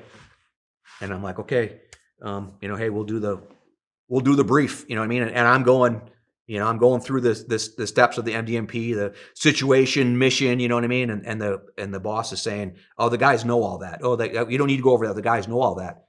And I thought, do they? Because I just came across the hall with a couple of new guys. We got a bunch of enablers that are assigned to us. And is it really exactly the same? Because by the time I got there in 05, this is 06 now, by the 10 of OTC, they're already on hot bunking, right? Like high five. You're there 3 or 4 months, high five, next squadron comes in. So you're coming back hitting these target lines. But I really felt like, isn't it my responsibility as the officer to take a time out and take a step back and look at what we're doing and where do we want to go? And how do I get my troop fighting in concert with this troop fighting? You know what I mean? How do I do that? So I took that on, and it was unique. And I believe a bunch of my peers that came in, because we had already been fighting as lieutenants and captains, and we were used to that being the tactician. It was a whole different kind of culture and personality for those officers. Yeah. And I really enjoyed it, and that's the thing I love, and I love to this day is that game, that warfare game. So I think that was something that was interesting. It was harder to do than you would think, because everything just moves so fast, and our job was just to be just a constant shock punch to the nose of Al Qaeda and ISIS, and then because I came from the Rangers and and more importantly, because I came from Special Forces, where with SF we would spend 6 months, 8 months in country, really, really working with the locals, and Delta would come in and punch Al Qaeda in the face, but kind of shit in my backyard. You know what I mean? So there was a bunch of times where I was like, guys, like, just tell me who you want. Like, I can get them for you. You don't have to come in and blow shit. You know what I mean? So like being on the other end of White Soft, where you had the Black Soft guys coming in and just chicken the fucking hornet's nest. Yeah, exactly. Yeah. I recognized early on that there's 2 different op cycles, and the counterinsurgency operation cycle is days and weeks, if not months. Mm-hmm. Like the coin fight takes years to win. The counter-terror fight takes days and weeks and months. So, the Delta op cycle was just spinning. Zzz. We had, it was 24-hour op cycle. It was, you'd clean the deck, move on to the next thing. And it was just mission. So I recognized that this op cycle somehow had to fit into the counterinsurgency op cycle that our soft brothers were doing. And then somehow that had to fit into the battle space owner and the big army on what it was we were trying to do. So I think that was where I really enjoyed that time of helping focus my combat deployments as in concert with the soft to my left and right, employing whatever it was I could find in theater. Yeah. And then really ensuring that we were a theater asset, because we had the helicopters, we had the ISR, we had the intel, we had the reach, we had the lethality, that I really enjoyed going around and talking to brigade commanders and even division commanders and just saying, who do you want? Yeah. Even going out to Ramadi, I mean, even though the SEAL teams were out there, we still just had more shit to play with, So I'd be going out to Ramadi and sitting down with your guys and saying, who are you looking for? What can we do to help you? Yeah. And I think that kind of became a thing where the unit recognized we just need to be more open. Yeah. We need to be more friends. And it really blew the lid off of the secrecy of Delta. Everyone, task force green, we were called green. Now everyone got their color. You guys were blue, you know what I mean? Rangers were red. So we kind of all got our piece of the pie. And then it also opened up all of these enablers. When you would walk into the Joint Operations Center for Delta, for our task force, I mean, there was maybe 5 Delta guys. Yeah. The rest were from all over. So it really changed the unit from this very insular, we do one thing and we do it well, to much more of, hey, we need to do a lot of things. We even planted operators in different units, you know what I mean? And I really enjoyed that part of the mission as well. Yeah. How many deployments did you do with the unit? I don't even know. I'm going to say 6 or 7. Yeah. Were they mostly to Iraq? All of them except one. Okay. So I had the this is a funny story. So I did a bunch of deployments. I had a long time as a troop commander. I think about 3 years. I don't remember exactly. Anyways, I had 1 troop and 3 troop in A-Squadron. And then it was time to grow up, and they were putting me in the unit Chops. I didn't even know what that was, Chops. So I remember walking down, all the Saber squadrons are on one side of the hall, walking all the way down to the unit side of the hall, and my first question is, "What's Chops?" I mean, like, what does that even mean? You know what I mean? And oh, okay, it means this. And this is your desk, And I remember sitting there, realizing, okay, your days as an assaulter are over.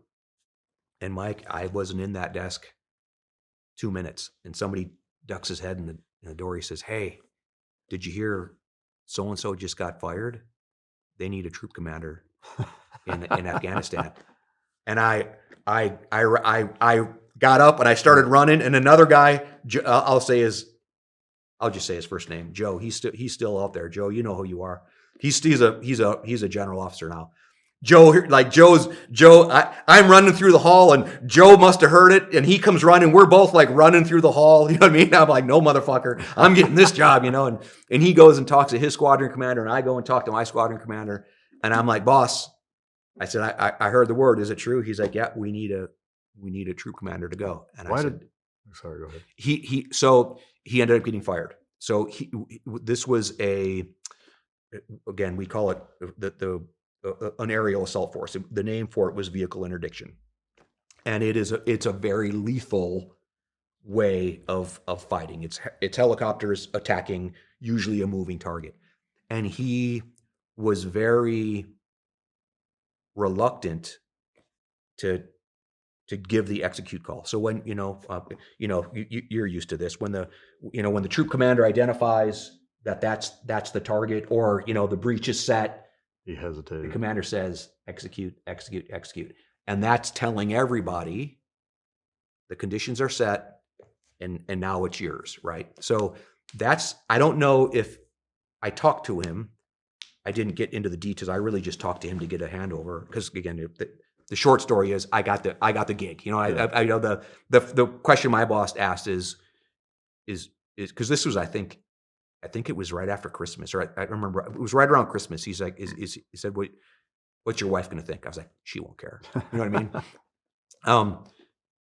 So he was either reluctant to own the fact that he was putting a death sentence on somebody, or he was reluctant in handing off that control. You know what I mean? So when you say execute, execute, execute, as you know, it's now that team leader in charge, that NCO is in charge, and whatever happens, happens. Like the officer is saying, "Mike, you have it from here." And again, this is now me as an older man thinking back on that relationship and that level of trust, and I never once hesitated. Yeah. I trusted my team leaders 100%. They were better at that job than I was. So I'm not sure what it was that was kind of delaying him, but it was enough where complaints came up and just said, "We don't have confidence in this man.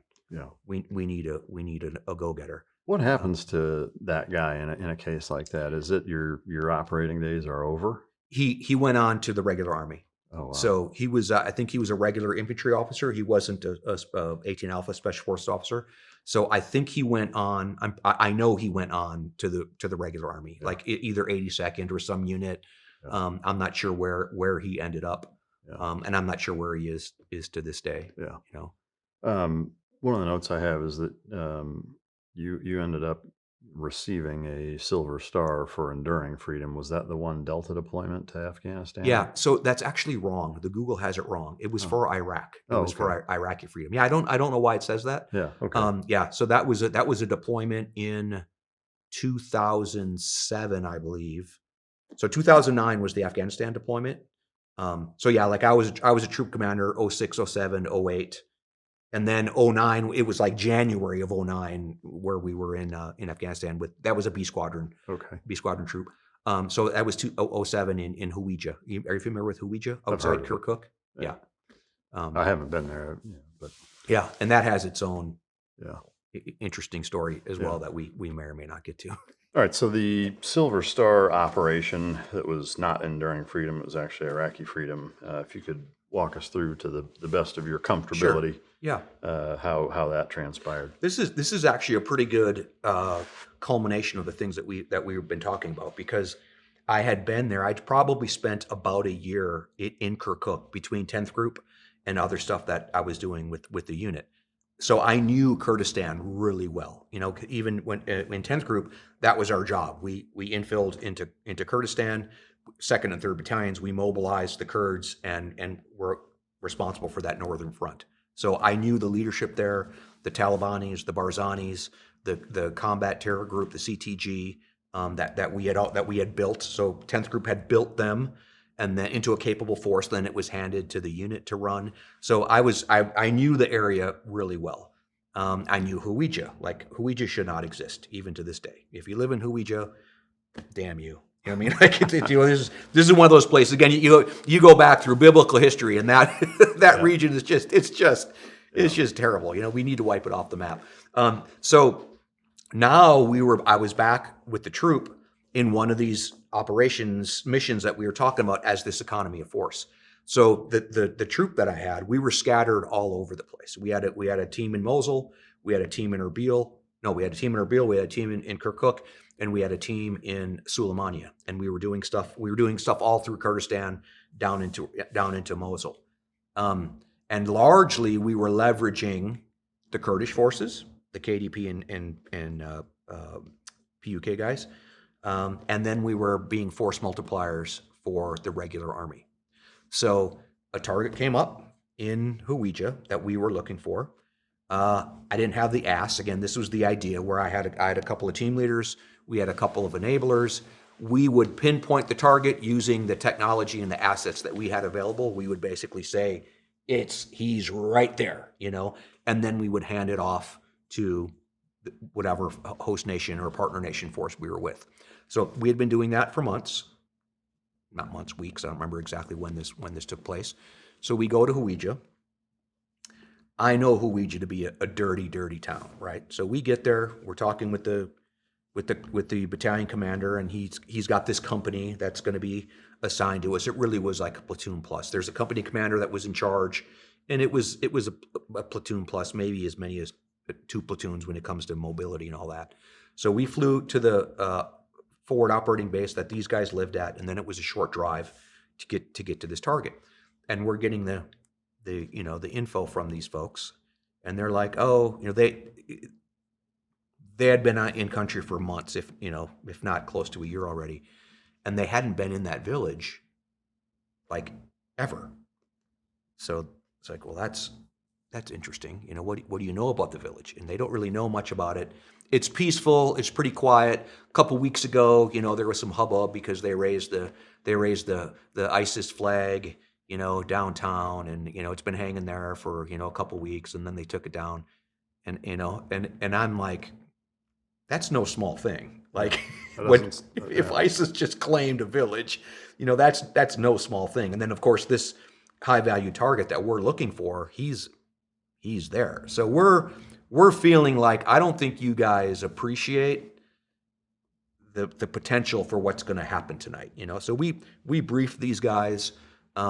They were going to do a call out, and by, again, this is me. I don't do call outs. Some guys do call outs. I'm not one of them. Yes. The fundamentals of CQB is speed, surprise, and violence of action. So to me, from the outset, the call out violates speed, surprise, and violence of action. Now, obviously, if you're moving to a follow-on, you know what I mean, where you've already lost the element of speed, surprise, violence of action, we would surround and do the call outs. But as a primary course of action, I've never done one as the primary course of action. Now, again, knock on wood, we were successful. The troop that I had, it wasn't what we did. We never lost a guy. We were extremely successful with what we did. So it was kind of one of those things, again, as a leader, if it ain't broke, don't fix it. You know, this is another one of those answers to the question you asked earlier, coming over as across the hall, was there anything I didn't realize or didn't expect? One of those is you're coming into a culture and a personality of this entity, of this organism, A1 troop. Like they have a long history of a personality, and they are hard charging, hard partying, straight in your fucking face. We're bringing it hard and fast. You know what I mean? Now, there were other troops that were a little bit, you know what I mean? A little bit sneak and peek, you know, just different flavors for different folks. So I come in and it's like, and the unit does a remarkable job where they kind of put the right guy, you know, like, oh, Jeff is this kind of guy, he'll fit in here, you know. So it wasn't by chance that I ended up in that troop, but I'm going through, hey, how much of this culture do I reinforce, or how much do I want to try to shift? Because there was a healthy amount of kind of negative attitude on the old number 6. Land on the X, blow the doors, hit it hard. Because guys had gotten scuffed up. You know what I mean? Like we, you know, and people, some of the lessons people were learning was, do an offset and walk in. You know, do a call out. These are better ways to do it. And my troop just felt differently. And I basically, with the troop sergeant major and the team leader, said, we're going to keep doing what we're doing until it's obvious that we have to change, you know. But now we're handing the reins of the execution phase, actions on the objective, to this infantry unit out of 10th Mountain. So they're rehearsing the call out. We're standing there, kind of watching everything. Okay, this is going to be fine. Let's go. We get in their vehicles and we drive to the village. And again, I can remember early on, you know, when we're getting the vehicle drop off and the plan, and they're like, okay, we're going to do the vehicle drop off here, and we're going to drop down into the canal and come up, you know, and the Ranger guys, and just like the SEALs, like we have this reputation a bit of being prima donnas, which I don't think is inaccurate, but it's also misconstrued sometimes. Or over-exaggerated. Yeah, you know, but it's like, why are we going through the canal? We're like, you know, because we're not, you know, because we think the walking bridge might be, you know, it might be booby-trapped or mined. And we're like,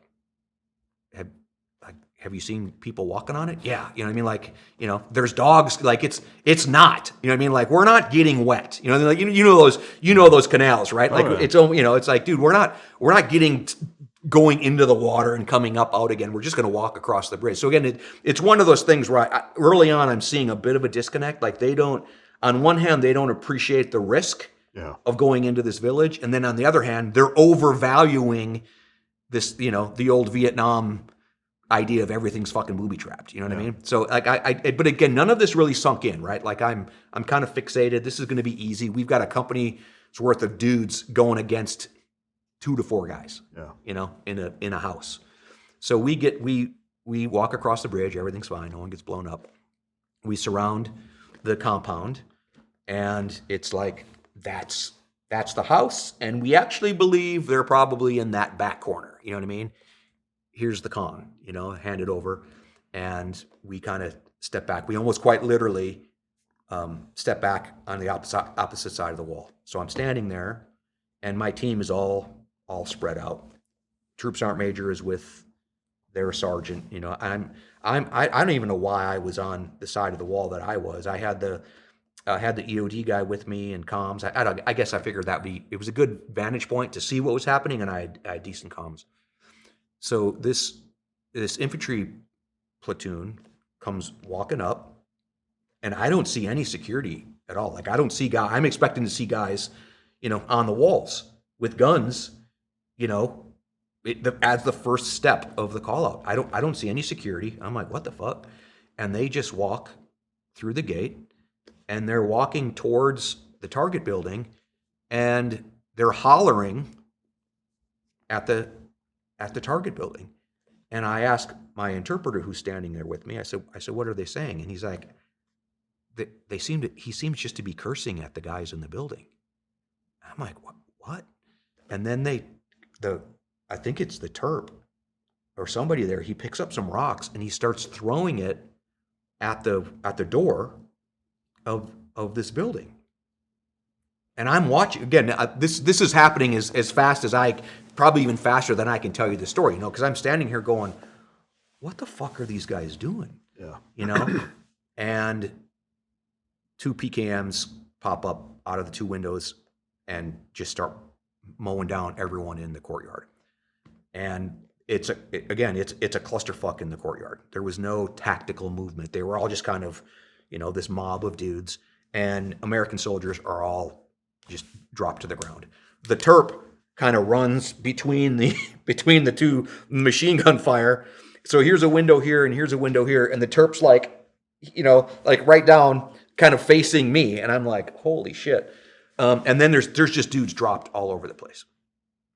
So I get on the horn and I start calling for ISR. I start calling for air support, and start calling talk to the troop commander or troop sergeant major for him to start calling for evac. Right. So I'm waiting for the tide to shift. There's 60, 80 fucking Americans and 2 to 4 dudes in this building. Nothing's happening. So we start to return fire. And my guys immediately start climbing the walls and getting up on the roof of the place. I really don't see anything happening from the Americans. They're all pulled back. A bunch of dudes are lying in the courtyard in various levels of being wounded. I climb over the wall and I get behind this car that's in the front of the building, and I'm engaging, and they're way tucked back in the building. So I'm like, I'm trying to do my math, like how do I skip rounds? Like, what am I, how do I skip rounds? Because I have to make them take a right, you know what I mean? Make them down the hallway. So I'm shooting a few rounds. I'm doing what I can. There isn't much else for me to do. So I'm kind of just an assaulter, And then there's a guy behind me who keeps opening his door, and I'm shifting back and forth. And while this is happening, I'm behind this car engaging. Scott's to my right. He's our EOD guy. And the American starts saying, hey, come get me, help me. And I'm like, I didn't know he was alive. I mean, he was kind of crumpled in a ball. And it's dark, I've got nods on. I'm seeing as best as I can see. And I'm like, dude, I cannot get to you. Like, you're going to have to crawl to me. And he's like, I can't. He's like, I can't move. I can't move at all. And I'm like, I think this is a quote. I'm like, motherfucker, you need to crawl your ass to me, because there is no way I can get to you without getting shot. And he's like, dude, I'm telling you, I can't move my legs. And as he's like trying to move, they keep shooting him. So it's kind of like that scene from Private Ryan where the guy's out in the street and people are, you know what I mean? Yeah. So I'm just like, holy shit. So I'm engaging, and I'm looking around, and Mike, you're going to appreciate this. What keeps, just like those 2 angels on my shoulders, you know what I mean? What keeps going through my mind is, dude, this is NCO business. You know what I mean? Like, this ain't officer business. And I don't mean that in any other way than it wasn't like this wasn't my job. My job was not to run into machine guns and grab another American soldier. Like, I'm one of one. I'm the officer on the ground who's speaking to the air support, who's speaking to the ISR, who's speaking to, the exfil. Like, if I go down, there's nobody to take my place. You know what I mean? So that, that was, again, it's kind of joking, where I'm like, this is NCO business. This isn't officer shit, But then the other thing that was in my mind was, and on top of that, I know I'm getting shot. And I'm thinking, okay, I know how this is going to go. I'm going to wake up in a hospital in fucking Germany, and my dudes are going to be there going, "Hey, hero," you know what I mean? You know what I mean? Like, I'm like, I don't want, you know what I mean? Like, I am more like getting frustrated with what I think is going to happen after I make this cockamamie decision to run out and get this guy. But you know, I got a couple of guys climbing the roof, and they're actually hacking away at the roof to put a hole in it to drop a charge.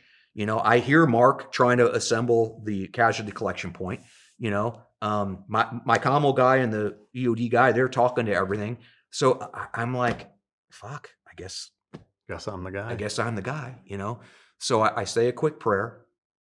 I'm like, God, and I remember again, you know, I don't know if this is verbatim, but I'm like, I know I'm getting shot. Like that's fine, you know. And again, like you were the same way. Like you realized I'm probably going to get shot in this war. That's fine. I don't want to die. You know what I mean? I don't want to get shot in the head. And I don't want to get shot in the dick. You know what I mean? Like arms, legs, fine. Torso that I can survive, fine. You know what I mean? So I had you know the dick plates that we used to wear. We didn't wear dick plates on this one. You know, of course you did. Of course not. You know. So I'm thinking to myself, damn, I wish I had that dick plate because I'm about to face 2 machine guns. You know, I'm like, okay. I was like, God, just not in the dick. Like hit even a couple times. I don't care. Just not in the dick, you know? And then I also know a lot of our guys that were getting killed were getting shot in the side, you know? I don't think we had that little plate yet. We ended up getting those little plates on the sides. I think that Afghanistan was the first time I had that. But either way, you know, we were all taught to face the enemy. Shoot me here, especially at that close quarters battle. You know what I mean? Like, shoot me here. So I'm like, how do I run to get this guy presenting my chest? You know what I mean? Yeah. And I do this really like fairy dance. You know what I mean? Where I'm like running this way, but I'm also like presenting my chest. Like I'm just, you know, I'm like getting ready to eat a couple rounds while doing the P. Yeah, exactly. So I'm kind of like doing this weird, like, you know, like, you know, in jiu-jitsu when you do that warm up, when you're doing the side, you know, I'm kind of doing that jiu-jitsu, you know, side thing, feeling like an idiot. And I probably am moving from about me to the wall. It's about that far, you know, how far I have to go. It's not far, but it's far enough, especially for machine guns, you know? So I run, I do my little dance. I get to him. I grab his the little horse collar on the body armor, and I grab it, and it breaks off in my hand, and I fall down on my butt. And Mike, it was something out of Pulp Fiction. I fall down on my butt, and like two machine gun blasts. One goes from left to right, and the other one goes from right to left, right above our head. So I actually know this guy's name. His name is Anthony. I didn't know it at the time. Anthony's like crumpled like this. You know what I mean? I fall on my butt, and it's just 2 machine gun bursts. Wow. And I'm just, you know, I kind of look at the wall, and I see the all of the marks. So I grab him by his underarms, I believe, and I start dragging him. And again, it's just, dude, I mean, we were the targets for those guys. How we didn't get hit, I don't know. Again, God's blessings. And as soon as I grab Anthony and start to move him, it's just like a hose, like blood spurting out of his armpits, blood spurting out of his carotid, right? Femoral injury, you know, femoral vein. So like, and then I see him. He was shot through both legs. I mean, his leg, he had compound, like, you know, below his legs, they were like, you know, I felt bad because I even said in that, I was like, don't be a pussy. You need to get over it. You know, like I felt bad calling him names because he was shot to shit. And I had no idea. I don't even know how he survived. And I think it was just the way that he fell, that the pressure, he had enough pressure on that carotid again. And then the same with the femoral. So I grab him, and it like blood is spurting everywhere. I pull him in behind the car, and then my EOD guy, Scott, we start taking turns like returning fire on those guys and trying to patch this guy up. But it was your basic, like I've got a knee on his femoral as I'm engaging, as Scott's trying to address the armpit, you know, and he lived. Wow. And the people behind me, they kept screwing around You know what I mean? I dropped a couple rounds in the building just to try to tell them, hey, beat it. The guys get on top of the roof. They actually drop a thermal barrack inside, and it collapses the building. There was only 2 guys that were in there. It was the HVT that we were looking for. Was he one of those 2 guys? The HVT? Yeah. Yes. Oh, yeah. wow. It was the guy we were looking for. But he was one of the PKM machine gunners? Yeah. Oh, yeah. wow. It was just 2 dudes, and they had barricaded. So this was in 2007. So it was kind of standard where those guys they would fight in depth. Yeah. So like, again, if you were going to come in the door, there was a lot of fatal funnels they had created, and they were sandbagged position. So it really did require something like thermal barrack to end that, or something with some ass. Yeah. And in the meantime, the Troop Sergeant Major was packaging everybody up. We got Anthony out of there, and then what was interesting too, I don't necessarily like to talk about this, but I'm going to talk about it. Especially I'm going down again. I mentioned I'm going to be at Benning this week talking to the Maneuver Center of Excellence.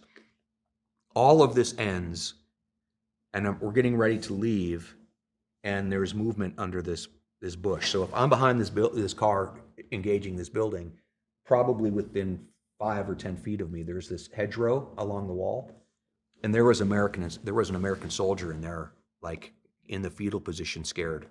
Wow. Never moved. And again, like I said, I initially I had to ask, because I thought I was going to have to kill that dude behind me, because he was hiding behind his wife. You know what I mean? He was doing one of those things, and this kid came out, and he was shaking, and he's like, "Is it over?" And I said, "Yeah, man, it's over." And my initial thing, I was angry, but we skipped over this story. I saw this in Panama. I saw one soldier that was afraid. I'd seen this a couple times now in Iraq. It was very rare. I'm not sure if you've seen it, but I mean, this is probably the 3rd time where I experienced an American soldier who just did not rise to the occasion. We had it was a new guy in my SEAL platoon going into the Iraq invasion that quit on us. Yeah. Yeah. And you're probably similar. Maybe you haven't even gone through this process yet, but you're mad. Yeah. I'm mad. But then you begin to realize we didn't train them right. I mean, I think that's a good way to look at it from a leadership and accountability standpoint, but I also think it's fair and appropriate to ask the question, is he just not the right guy? Yes. Is that a genetic thing? Is it, because to me, especially coming from a dog world where genetics are everything, you're not doing psych screenings, you're not doing, sit downs, you're not counseling people for mistakes. Like, the dog either has it or they don't. Yeah. So your selection criteria has to be such that you identify, yes, he does, or yes, he doesn't. Yes. I think there are fewer occasions within the canine industry, and I'd love to ask if you have any good dog stories, but I do. Where that happens, it does happen. Yeah. But it's more rare, and I think that's more reflective of improper or inadequate selection criteria, because that's all you can go off of. Yes. You can't mentor a dog. Like, yes, you can condition them and train them, and but. So to me, that begs the question, like, genetically, does this guy just not have what it takes and no amount of training is going to get him there? Or is it a leadership mistake? Who knows? But and that is 100% fair. And I would say both and in many respects. And this is the thing too, and I've been thinking about this because, again, I'm going to talk to a bunch of officers, is this was a young private in the 10th Mountain. Yeah. What did he go through to get there? It wasn't an SF guy. I've never seen an SF guy that was a coward. I've never seen a unit guy that was a coward. That in Panama, the story I skipped over, it's in my book, that there was a young ranger who was afraid. Yeah. But he was brand new. Yeah. He had come from RIP. You know what I mean? Yeah. So Same with this guy. It was his first. Yes. It was our first real world mission on his first deployment. Yeah. So this goes back to what we were talking about. Know yourself. Yeah. Like, dude, there's only so much I can know about you.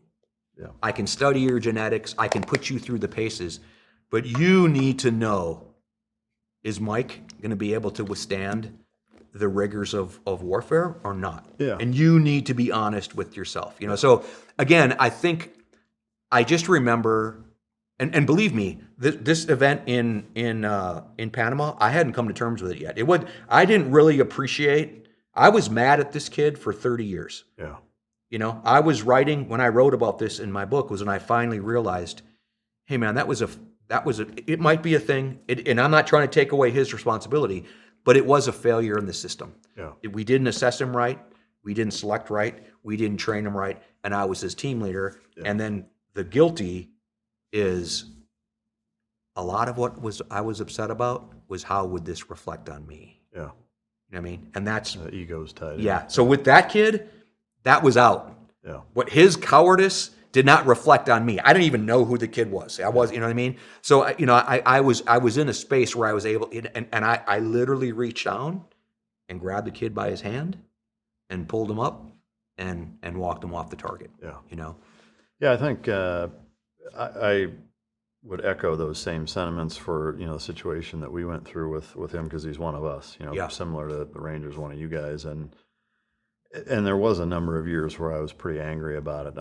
I have absolutely no grudge at this point. I'm way past that, and I have no idea where the guy's at. I haven't talked to him since then, but it was kind of a two-stage thing. I will give him the fact that the very first operation that we went on was the oil platforms that were taken down two nights before the war started. Yeah. And it was leading up to it. He kept asking, hey, the intel says there's going to be 100 dudes on board, and they've got the pipes rigged to blow as soon as we, step foot on it. Like, at what point do we say this is too dangerous?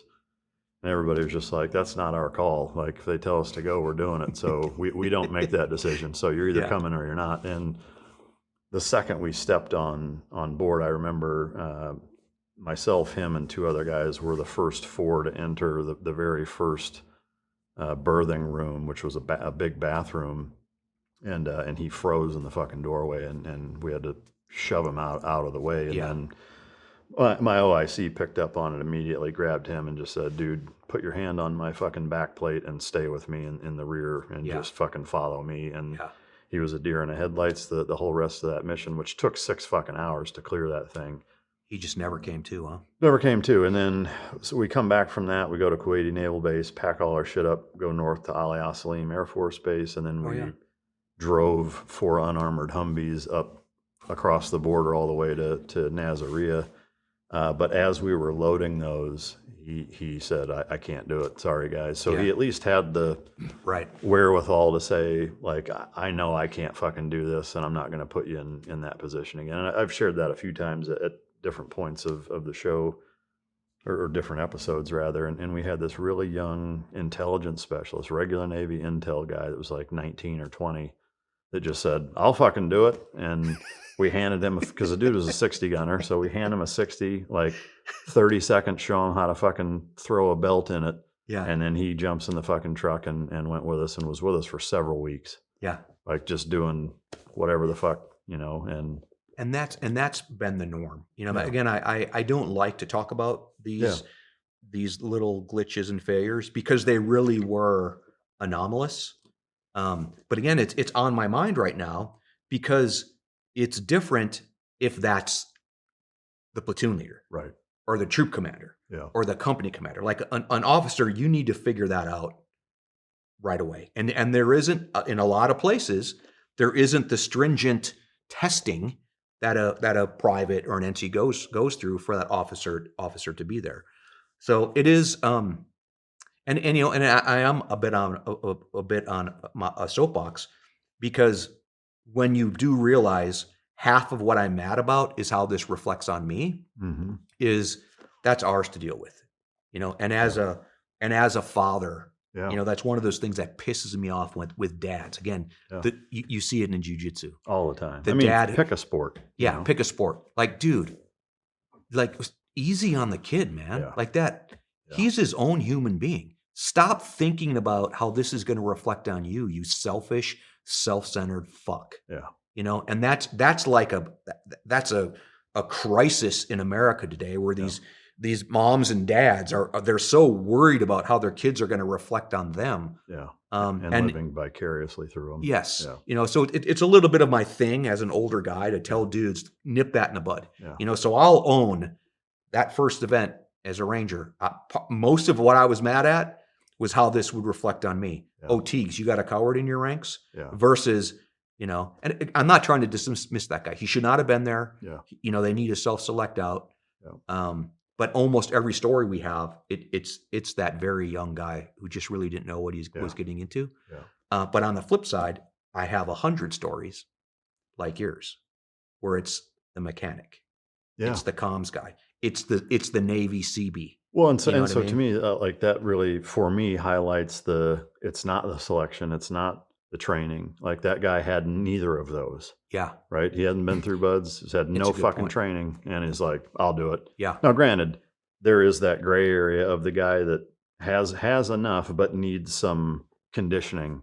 Yeah. To really raise to that fucking highest level. But a guy like that, I mean, to me, that's purely genetic. Yeah. Yeah. Like the dude just is hardwired. Yeah. To have no fucking self-preservation. Yeah. Which genetically is an anomaly. Yeah. Or we wouldn't exist as a species. Yeah. And yeah, it's just fucking there, and he has it. So and Mike, I would say, and one of the things I like to highlight when I'm on podcasts, do not fuck with the American fighting man. Yeah.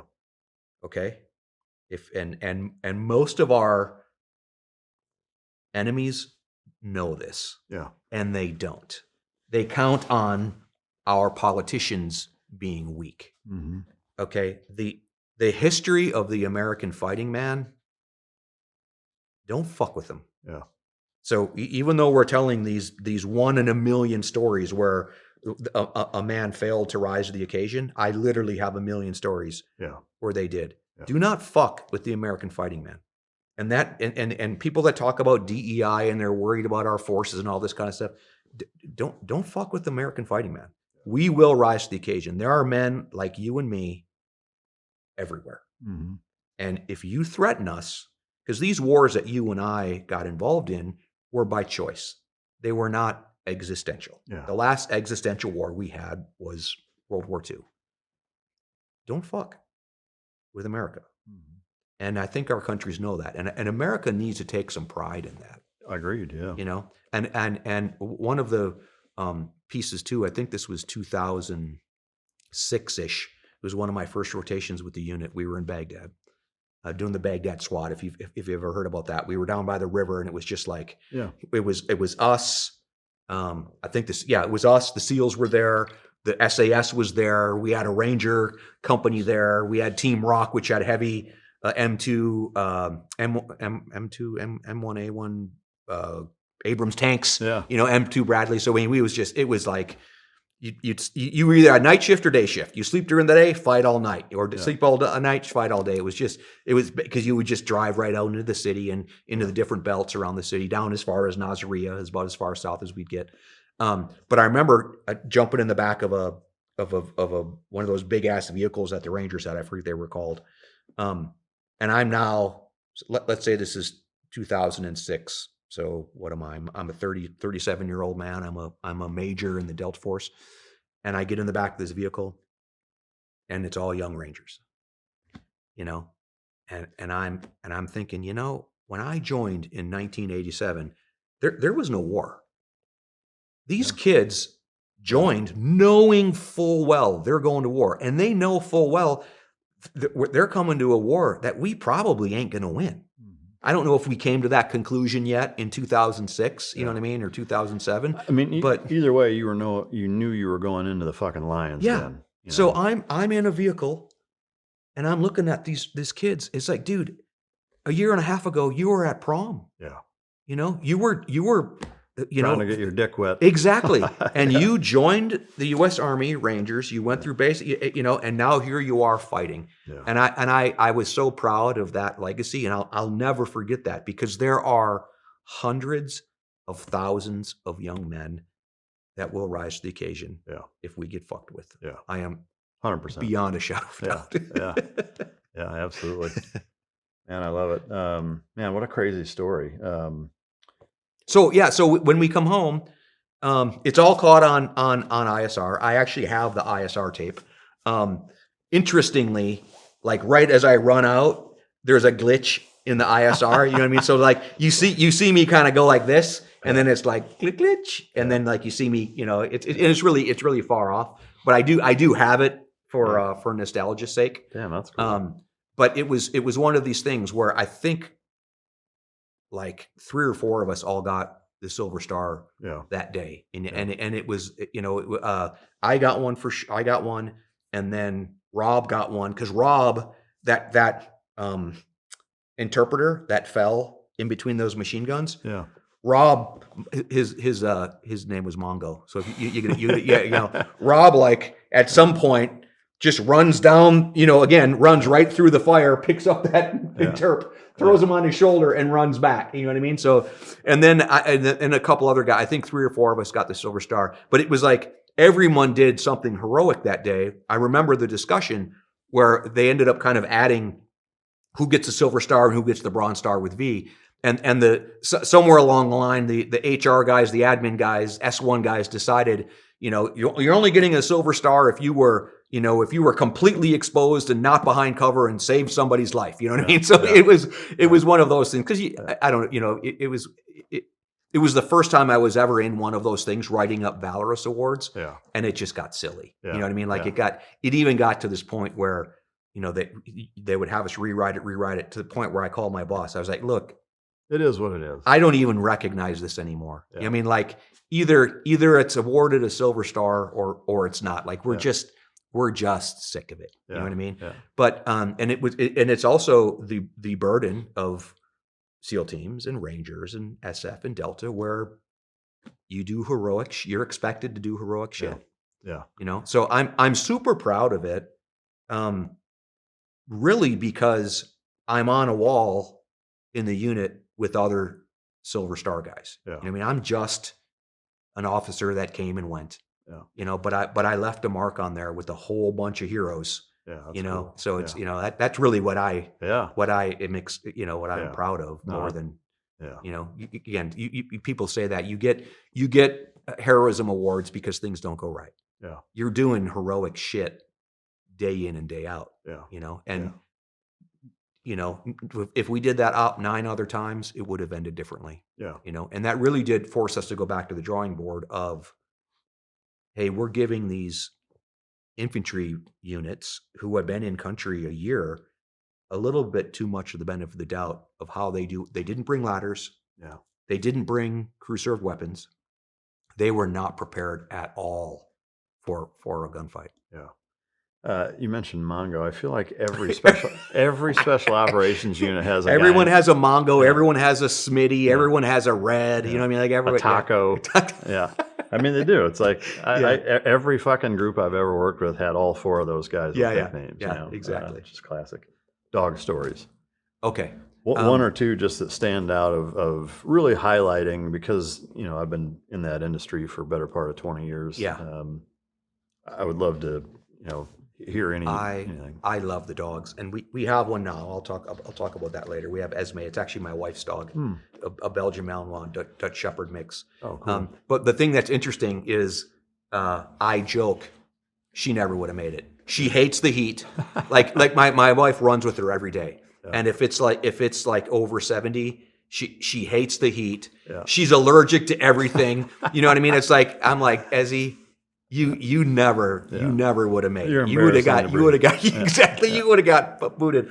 But she's an incredible companion to my wife. You know, and again, I think I travel so much, it makes my wife feel safe.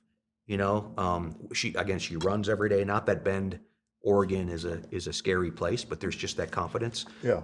And my wife is a nurturer, man, and it's our new baby. Yeah. And you know, that's how. I mean, Malleys are Malleys. You can only treat them like, you know, there's only a little bit, you know, I mean, she sleeps with my wife. She's on the couch watching TV with us. I mean, we're not that family. Like, you know, purists are like, you don't do that with Malleys. It's like, well, she's. Yeah. I mean, I can tell you from a professional training standpoint, like I do the same thing. Yeah.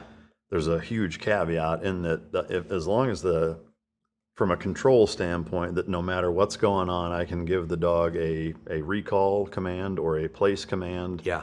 I mean, no matter what it is, if another dog is trying to jump on them, the FedEx guy, I mean, whatever, as long as you have complete obedient control over Yeah. them, and hierarchy-wise, they know where they're at in the Yeah. pecking order.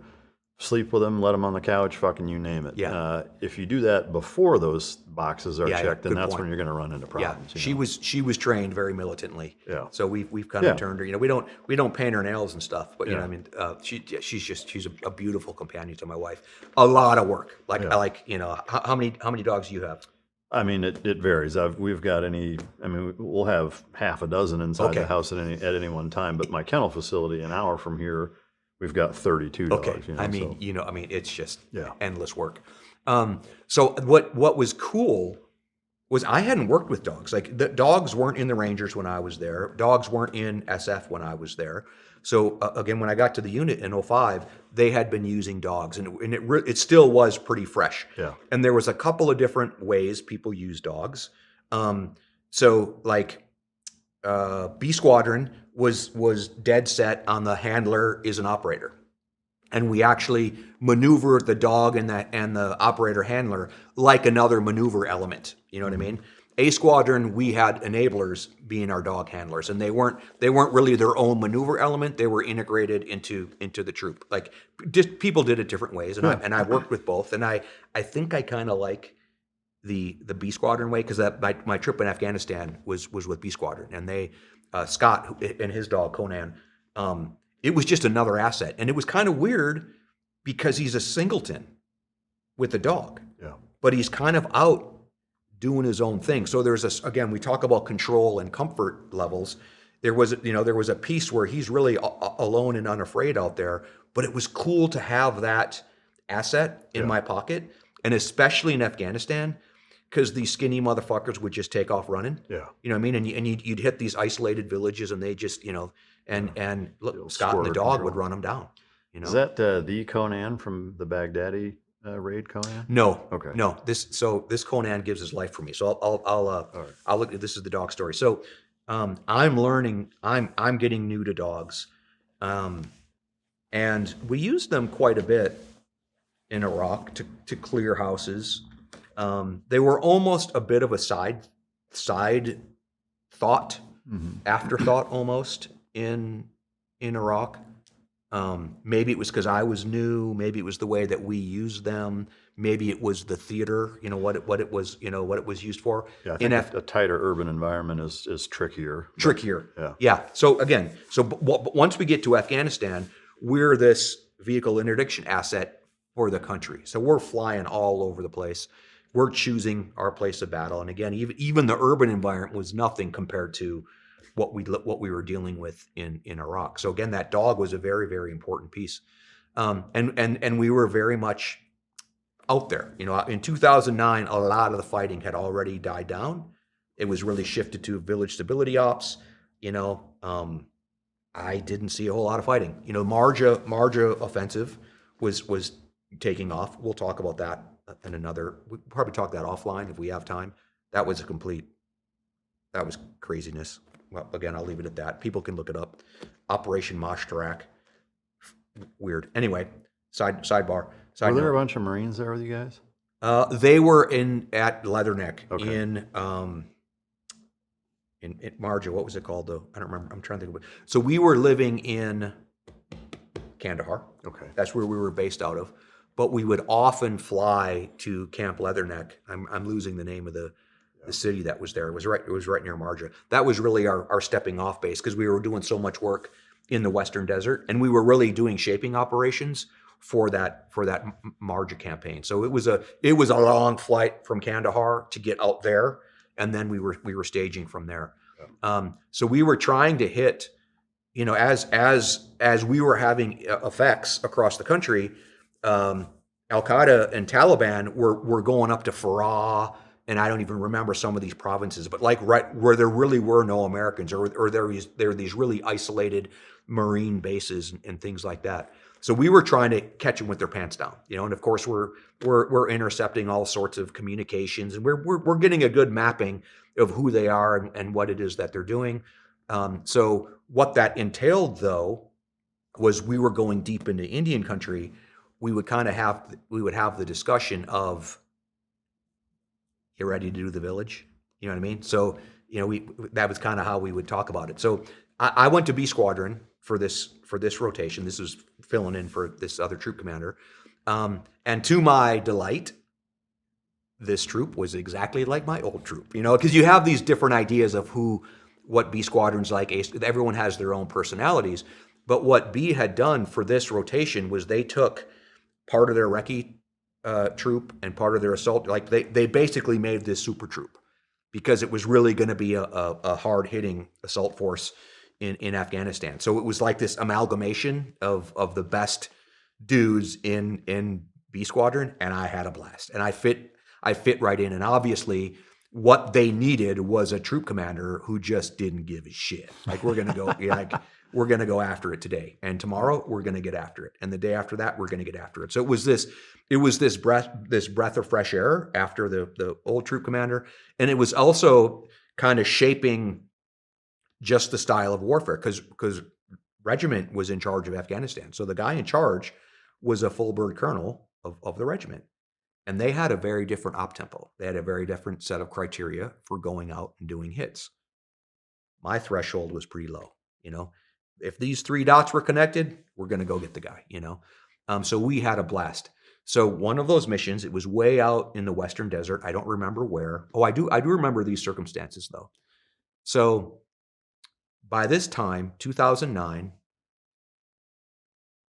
I remember talking to the troop, and it was like, look, it's not that we're the last thing standing, but we're the most lethal element in this entire theater. So like I said before, our job isn't just to go after Al-Qaeda and Taliban hierarchy. It's to get every swinging dick that these battle space owners want. And, if Taliban does anything remotely offensive, we kick him in the dick. Yeah. And that was what had happened. So I don't know if you've ever heard this story, but the way I understood it was these Marine sniper element was put in, and they had 2 sniper positions put on these 2 hilltops, and they thought that they were overwatching and had supporting fires. They were about 800 meters away from each other, which again, we know how far snipers can shoot. 800 meters is getting a little far if I'm supposed to be supporting you. You know what I mean? Needless to say, also, they didn't quite read the terrain correctly. They really, the long story short, Taliban enveloped them. The rules of engagement were a little bit suppressive. Yes, again, it was interpreted wise. It was very important every time we went through the rules of engagement, and the Taliban recognized the rules of engagement. So as they were enveloping these Marine sniper teams, they were not showing weapons. It was winter. They were all under those big coats that they have. So by the time the Marines recognize and realize, oh, we're in for a fight, it was already too close, and these 8 Marines were all killed. So I hear about that. I'm studying how did the Taliban do what it was they did, and we already recognized they really only fight when they feel like they have the upper hand. So they had done their intel analysis. Oh, these two elements cannot support each other if we do this. You know what I mean? If we do this, we can overcome these guys, because they hit them with 100 dudes against 8. Yeah. But it pissed me off because this is 2009. Like, you guys haven't learned? Don't fuck with us. So we're the guys in the black helicopters. And that was one of those things after we'd been there for a few weeks. It was like, oh, I don't know who the guys with beards and in the black helicopters are, but when they come, everyone dies. So like, fucking run away, So like, we're having the impact that we're looking for, So we go up, we figure out who was responsible for that event, the guy and the group. And they're way the fuck up in the middle. I think it's in Farah. So we decide we're gonna go get them, and there's nobody around. And I remember having the discussion with the troop and saying, we know where these guys are, but the whole village is bad. So are we prepared to do the village? The 18 to 20 of us. It isn't a big, I don't know what people think of a Delta Force troop looks like, but it's 20-ish dudes, and that includes the my entourage of commo guys and medics, and all, interpreters and all that kind of stuff. As far as actual gunfighters, there's 15. Yeah. You know what I mean? So they were like, yeah, like it's worth it. We'll do the village. So we came in, we did the village, and it was bad. I mean, we ended up hitting it at a perfect time. They were having like a big Shura council. So it wasn't just the guy that we were looking for. It was like 25 guys that we were all looking for. So it turned into just a terrific op, and HME laying all over the place, weapons caches all over the place, homemade explosives for people that don't know what HME is. It was a great hit. So we ended up clearing the village and then back clearing the village. And this probably took 4 hours. Again, when I say village, it wasn't a huge village. Maybe it was 30, 40 compounds. I don't remember exactly. So we had done the offensive forward limit, came back, we back cleared. Now you know how it is. Helmets are off, weapons are against the wall. We're bullshitting. Guys are putting in the dip. Airing your feet out. Waiting for just short of taking your damn boots off. Yeah, I don't think anyone had their boots off. Yeah. But people, we're totally chilling, and we actually did a battle handover, because like the damage that we did when I called it up to hire, they were like, dude, you need to do a battle handover, because what the Taliban was doing is if no one controlled the narrative, they would shape it. Yeah. They'd kill a bunch of civilians, or they'd drag, So like everyone was afraid, like, hey, this is a great hit. We need to hand this off to a conventional unit, which is 2 hours away or something, to drive in. Yeah. So, and I agreed. I was like, you're right. We're going to leave here, and they're going to rearrange everything, and it's going to be a PR nightmare. So we were just hanging out, waiting for this Marine element to drive in and hand over to us. And we're standing there, and Scott is there with Conan, and Conan, like, his ears are doing this, and he really gets stiff, and he's looking, and Scott's like, what's up? And he hits the quick release, and from me to your flag away, there's a shitter that was right there, and we were a little bit over to this side, and Conan darts, he runs straight into the shitter. And as soon as his like tail clears, we hear Allah Akbar. And my first reaction to Allah Akbar is usually, you know what I mean, like, especially when it's that close. So we hear Allah Akbar, and then I get knocked out for a minute. So a huge explosion happens. I get knocked down. A bunch of us get knocked down, and I wasn't out long. It's just, it was enough where I didn't, I hear Allah Akbar, and I wake up staring at the sky in dust, in the smell, you know what I mean? So we go around, and we come to find out that dude was in the shitter. I don't even know how he got out, because it was one of those things where the shitter's like a hole like this. I mean, he was in the shitter, like down in the shit, So we had cleared him. We had back cleared him. We never saw the guy. So he was coming out to take us down, and Conan smelled him, heard him, and when Conan jumped on him, he detonated his SFAS. So he had a vest on. He had the two poppers in his hand, and he took Conan down with him. So, not trying to be overly dramatic, but I believe Conan saved my life, and the entire headquarters element, because there was probably 8 of us just standing there. Yeah, I mean, if he had ran into your group and done that, probably would have smoked all of you. Yeah, I mean, he was 10 paces away. Yeah, and there's nothing we could have done. So I think as soon as he saw Conan, he yelled Allah Akbar and detonated himself. Yeah. So we repatriated Conan. Yeah. So, I mean, I have a soft spot in my heart for those dogs. Yeah. Because there were multiple times we sent these dogs in to fight for us. Yeah. And they died by getting stabbed. They died by getting shot. This one, beyond a shadow of a doubt, he was switched on and we weren't. Yeah. And again, to Scott's credit, like you said, that dog was still on. We were all smoking and joking. We thought the objective was clear, time to go home. And to Scott's credit and Conan's credit.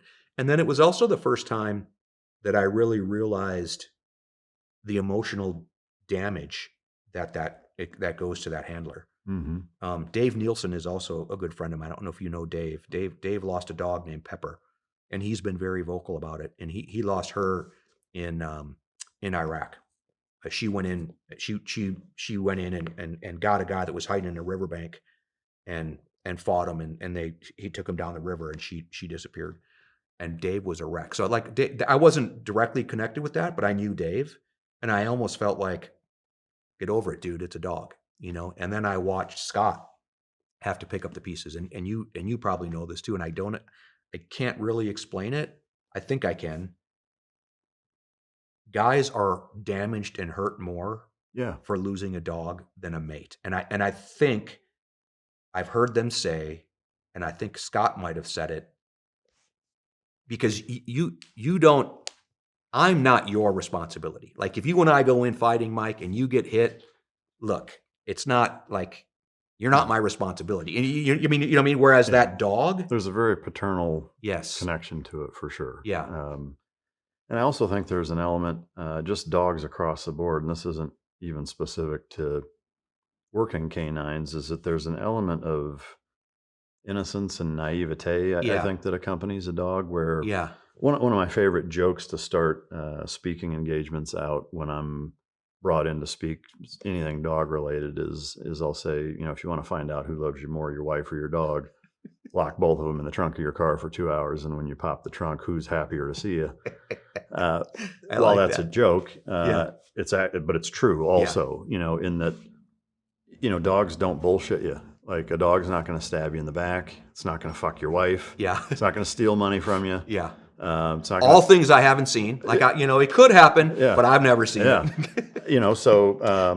mean, it's there's an innocence to them that, and such a face value, like level of connection and emotion to them, coupled with the fact that the responsibility that you feel like anybody who's had kids, when you have young kids and you have to feed them, you have because you don't have to feed your teammates, you don't have to fucking clean up after them, you don't have to provide them with a place to sleep, you're not having to take them to go to the bathroom, so from a responsibility aspect, it's very much like a toddler. You have to do all of those primary and elementary caretaking things for them, and so I think when you package all of those things together, and then you see the selfless acts, accompanying those, and I'd be lying if I didn't say that there is a piece of that in that the dog doesn't rationalize danger the way we do. They're not stupid. They understand the difference between training and real world, and you see it, but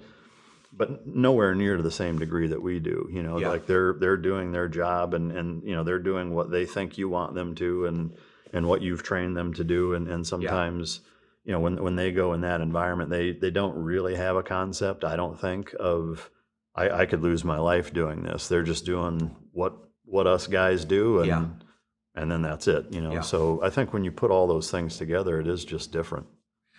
Yeah, there's definitely a purity there, and 100 times out of 100, that dog would hit that suicide bomber. And again, like 9 times out of 10, I'll jump on the grenade for you, or what I mean. But there's that rationality of, that's not the right decision. Yeah. The right decision is let it, let it blow up or whatever. Whereas, so I really have I have a soft spot in my heart for those dogs. Again, these are all interesting things because I think about these more. And when I think I wrote about this in my book, it's like that was. I encourage guys to write. Even I'm not saying Delta guys start writing as many books as the SEALs. You know what I mean? But I mean like write. It really helped me understand some things about myself, and this goes back to know yourself and know your enemy. I don't think I learned. Again, as we one of the things I like talking is I learn things as we're verbalizing it. I studied my enemy so much. There were parts of me that I just kind of let stay in the dark. Mm-hmm. I needed to know, what was that Taliban guy going to do? What was that Al-Qaeda guy going to do? What was that ISIS guy going to do? Like I needed to know what they were going to do, what they were thinking, you know what I mean? And sometimes you never stop to think what you were going to do. Exactly. Yeah. Yeah. So like, 30 years later or 20 years later, to kind of sit and work through that, I'm learning stuff about myself, good and bad. Yeah. Some of it's not so pretty. Yeah. And again, I talk about it in my book, and I've talked about it on some podcasts, and I don't look at a lot of the comments in podcasts. Like, you drop a bomb on a high value target, and mom and the kids are going with them. Don't think twice. You know what I mean? Yeah. Dude's hiding behind a kid. I shoot the guy in the face. Could I hit the kid? Maybe. But I'm trained not to. I haven't yet. But that chance exists. Yeah, he's collateral. You know what I mean? So again, people love the movies, right? And they talk about all this. But then when you talk about this real, and they see guys who are like, look, man, I protect women and children. I protect the enemy's women and children. But sometimes they're collateral. And that's something you have to live with. And I don't have guilt about any of that. I respect warfare, and I respect warfare through history. And 2025 warfare is much similar to 2025 BC warfare than it is to the life that we live today. Yeah. And you better be thankful that guys like us exist. And that's again where I say that American fighting man, he can fight, and he appreciates what warfare is. Death and violence and brutality is part of it. Yeah. So I think I don't have the guilt of any of that, but just coming to terms and really kind of laying that out on the table and saying, "Hey, dude, that's who you are." Yeah. Has your faith been woven into that mentality at all? Like, have there been parts that have contradicted or that you've struggled with, or is it just simply looking at elements of the Bible that justify? Yeah. How do you reconcile that, if at all? Yeah, I think I would say, quite honestly, I really began to gravitate and relate to and understand the Old Testament. Yeah. When I was in Iraq and Afghanistan, I almost exclusively read the Old Testament. Yeah. Now, one is it's almost like a very similar setting. Some of the stories are from there. From Abraham came from Ur. I mean, there's the Babylonians, the Assyrians. So there's a historical reason for it too. But I could relate to this idea of the soldier as the Lord's tool for vengeance. Again, like I said earlier, you asked about the quote: "Praise be to the Lord, my rock, who prepared my hands for war and my fingers for battle." That's David. And even though we live in 2025 and there's a certain level of peace and stability, more so than the world has ever seen, there's still evil and there's still violence, and there needs to be guys like us that put on that hat of justice, and that's how I always felt. And again, you didn't have to spend a lot of time in Iraq or Afghanistan to recognize these dudes are pure evil. Yeah. Some of them were just thuggish. Yeah. Some of them were opportunists. Again, the guy who's making a buck by putting in an IED to kill Americans. Look, I get it. Yeah. But that leadership, as you moved up in these ranks, as you became a military emir, or as you became a leader in these organizations, dude, rape, murder, genocide, like they're just the manifestation of evil. So I've always felt like it was my duty. Yeah. It's very cut and dry. Yeah. Yeah. And I think the guys I worked with felt the same way. Yeah. It really wasn't a spiritual thing. It was a very matter of fact thing. And again, it goes back to this idea of a game. You and I sit here and play chess. You're either the white pieces or the black pieces, and I'm the white pieces or black pieces. If you don't want to play chess with me, then don't sit down and start moving pieces. Yeah. And that's kind of how I felt too with the Taliban and Al-Qaeda and ISIS. It's like, look, you may not have invited me to the game, but you started it. Yeah. You moved your black pieces first. Now I'm sitting down and I'm controlling the white pieces. Yeah. So fuck you. Yeah. I love it, man. You know what I mean? Yeah. And again, I've said this to other people before too, where sometimes it's checkers, right? Like sometimes the people, our opponents are playing checkers and we're playing chess. Yeah. But even when you play chess, I started playing chess with my 9-year-old grandson, and it's taken everything for me to beat him. He's 9, Yeah. but he's smart. Yeah. And he'll take a pawn, he'll take a rook. You know what I mean? I protect my queen. He hasn't taken my queen yet. But it's like you don't play chess even with a 9-year-old where you don't lose pieces. Yeah. And that's the other way that I rationalize. We've lost dogs. We've lost mates. Unfortunately, I've lost more guys to friends to suicide than actually on the real battlefield. Yeah. But that was the thing that I wish they would understand. It's like, look, dude, you sat down in this chair to play chess. Yeah. Did you not realize You're going to lose. it was going to cost you? Yeah. Yeah. You got it. I mean, has anyone ever won a game of chess without losing a piece? I'm sure there's some magic move. Well, I'm You know what I mean? sure But- Magnus Carlsen has Against me, has beat yeah. people without losing a But single by piece. and large, yeah, but like generally dude, speaking, even if yeah. it's a pawn, Yeah.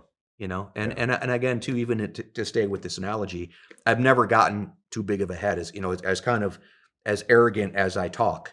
I'm nothing but a pawn. Yeah. You know what I mean? And in God's plan, God has this incredible story, and we all have a role to play. And it's kind of what I talk about in my book. Is like, who's the star of your story, Mike? You. Yeah. You're the star. And sometimes your story's a comedy, sometimes it's adventure, sometimes it's a thriller, sometimes it's drama, and Sometimes sometimes it's tragedy. it's tragedy. Yeah. But you're the main character, and that's so I try to recognize, when am I the main character and when am I in someone else's story? Yeah. So right now I'm in your story. Yeah. And that's kind of how I look at warfare too. Like when I'm doing the planning and the strategy, you're in my story. Right. But once I get on the ground and we start fighting, look, I recognize I'm in your story and the author's in charge. Right. So I'll accept wherever it ends. Yeah. I dig it. When did you realize you were ready to be done? I think it was really when I aged out and ranked out of being the action guy. So as a captain in the ODA, I'm not the breacher, right? I'm not the sniper, but I'm in the fight. As a troop commander, you're in the fight. That the next level, I didn't take squadron command. The next level would be squadron command, which I would have loved. I would have enjoyed to do, but you're still not in the fight, right? You're the guy in the talk. Yeah. So I think of it this way. Again, I keep using games. I use chess. Now I'm going to talk about, a sport. Let's say the sport is basketball. I was a player. I love being a player. Then you get older and you're kind of the coach player. I'm still playing a little bit, but I'm coaching, and I relish those roles. What I don't want to be is the GM. Yeah. I don't want to sit in the box and be the GM. So by the time I made lieutenant colonel, the job itself was starting to get uninteresting. Again, everyone talks about this. It gets political.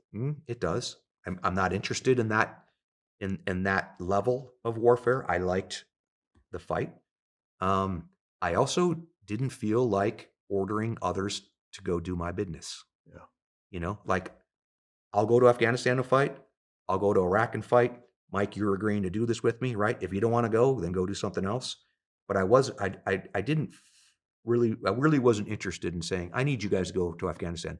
Is this a war we're going to win, sir? Oh, no, of course not. Yeah. You know what I mean? So there was a couple of pieces professionally that I was not interested in anymore. The wars were coming to a close. The sacrifices that I had made definitely strained my marriage and strained my relationship with my boys. So professionally, there was that side of it. And then from a relational point of view, how much more am I going to put my family through? And the train never stops, right? Like as much as we bit off, like I said, Delta reinvented itself in Iraq and Afghanistan. we are all over the world. We are in embassies and outstations all over the world. So even right now, there are no active wars that we're involved in, but we're still gone. So how much more am I going to put my family through? I did the math and realized if I stay in, to take squadron command, and then, by the time I get out, my kids are going to be in college, maybe gone. Like my son Jonah, who was born in 2000, I was literally gone for half of his life, from 2000 to 2015, half if not more. Because when we were home, it's not like we were home. Yeah. We were training, doing team trips. So I missed half of his life. So kind of those things of how much more am I going to put my family through, and for what? That kind of culminated to it's time for me to move on. And I hit 20 as an officer, and I had that 5 years enlisted. So it's like, I had 25 years in. Right. What more is there to do? Sure. I mean, we lived the epoch. I mean, bro, 2003 to 2009, people don't get it. Yeah. It's not. It's like the movies, and it's not like the movies. Like it was. Yeah, I mean, even only being in 12 and a half years, it was 96 to 08, Yeah, I mean, dude, you were again, same thing. By the time 08 comes around, it's like, what's left? I mean, I kind of went back and estimated, I've been on 1,000 hits. Wow. I mean, we would do 100 to 150 hits in a 120 to 180 day period. Like we were fighting every single day. Yeah. So it's like we did our part. Yeah. How does that then transition into the Skull Games organization, and where have all the heroes gone? Yeah. So with Skull Games, when I was I went to the Naval War College in Rhode Island in 2011. And that's when I started Jiu-Jitsu. That's because I had time. I mean, I'd been dabbling in it, as because we did it as Rangers and all that kind of stuff, but I didn't really have the time. Nothing like being humbled by a 16-year-old as a 40-year-old Delta commander. Right? I mean, unreal. So it was my first year of really getting involved and catching the bug. And then so that's why when you say how long you've been doing jits, I kind of have to do some weird math, because I did it all year for 2011. Yeah. You know what I mean? And then I missed a couple years, and then you know what I mean? We lived in Israel, but that was a gig before I retired. So as I was doing this math of what do I want to do next, it was like, okay, we're going to retire.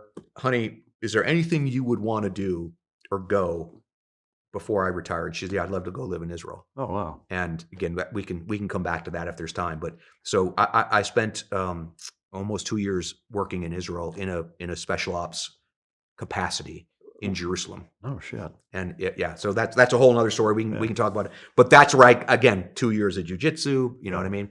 How was the jiu-jitsu in Israel compared to here in America? Very different. Really? So and this isn't going to surprise you. The Arab world, and again, the Israelis and the Arabs are cousins, right? I mean, almost brothers when you go back to biblical, between Ishmael and Isaac, right? Like literally brothers.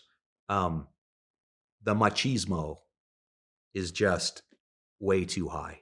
So it is not very cooperative and collaborative jiu-jitsu, And now I think, not to say that it was all that cooperative and collaborative in 2011, 12, 13. I mean, I think jiu-jitsu today is so sophisticated. You go to any Brazilian jiu-jitsu club, there's a style of ruling that is very friendly and fluid and collaborative. You know what I mean? Yeah. Well, I think it has a primary focus on improving both practitioners over everything else. Yeah. Not at the expense of injury and ego and So I think, it was a little bit of too much kill or be killed. Now, of course, I was a white belt, right? I think I got my blue belt in Israel. So I think so did my son, Aaron.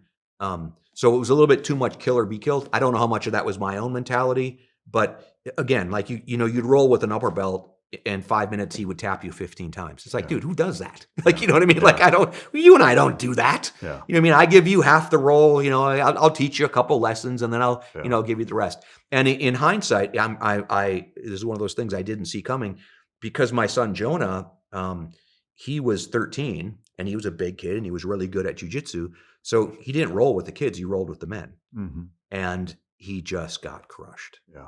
You know, so like when we got back from Israel, he's like, I'm going to take a break because he just got tired of dudes our size just manhandling them. Yeah. You know, so I feel really bad if I would have known. But again, it was early in my journey. I rolled like a white belt.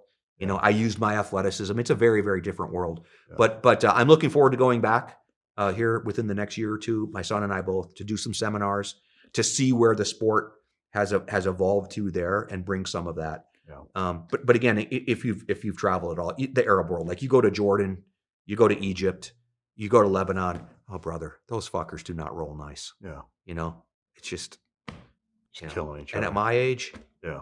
Bro.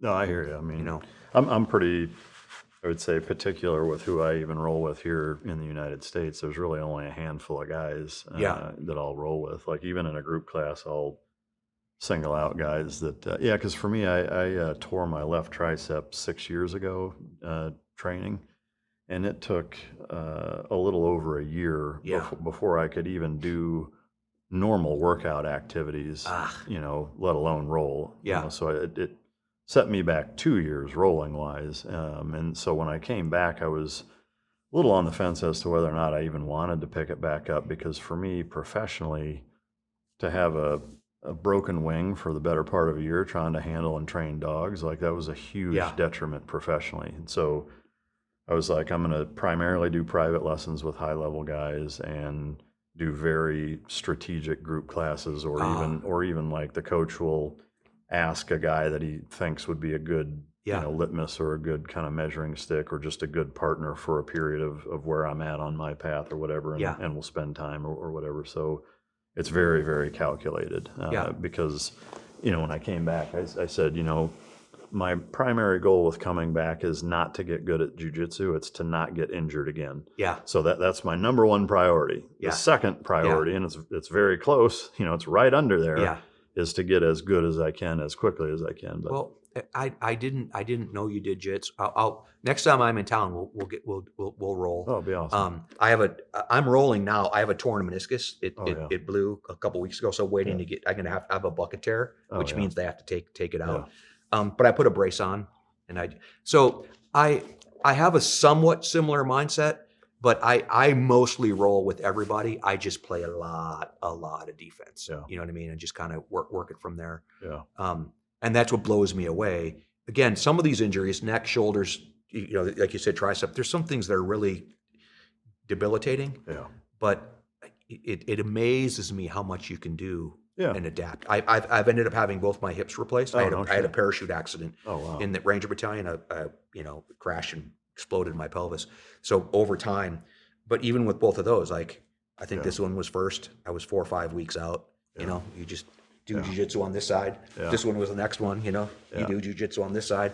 So you know, to me, it's so much therapy and what I do for my mind. It's a necessity for sure. I mean, I've had, you know, a few different injuries since I came back. None of them were super serious, but I mean, I did tear my rotator cuff 70%, and I got a hernia. But everything else was just like tweaks, you know, that I was, you know, it was a week or two of either taking off or going really light or whatever. But are you a lapel player yet?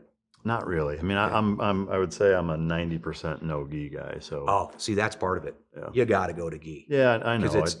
So I did. Back up. When I'm doing no gi, I'm exactly the same. I pick and choose. Dude, to me, the risk of no gi goes through the roof, and the speed of it. For me, it's two things. One, I asked a million fucking dudes, Jocko and a bunch of other guys, before I ever started getting into it seriously, you know, recommendation gi versus no gi. And every one of them was like, do gi, starting out. And so I made a deal with myself as I'm going to do only gi until I get my blue belt.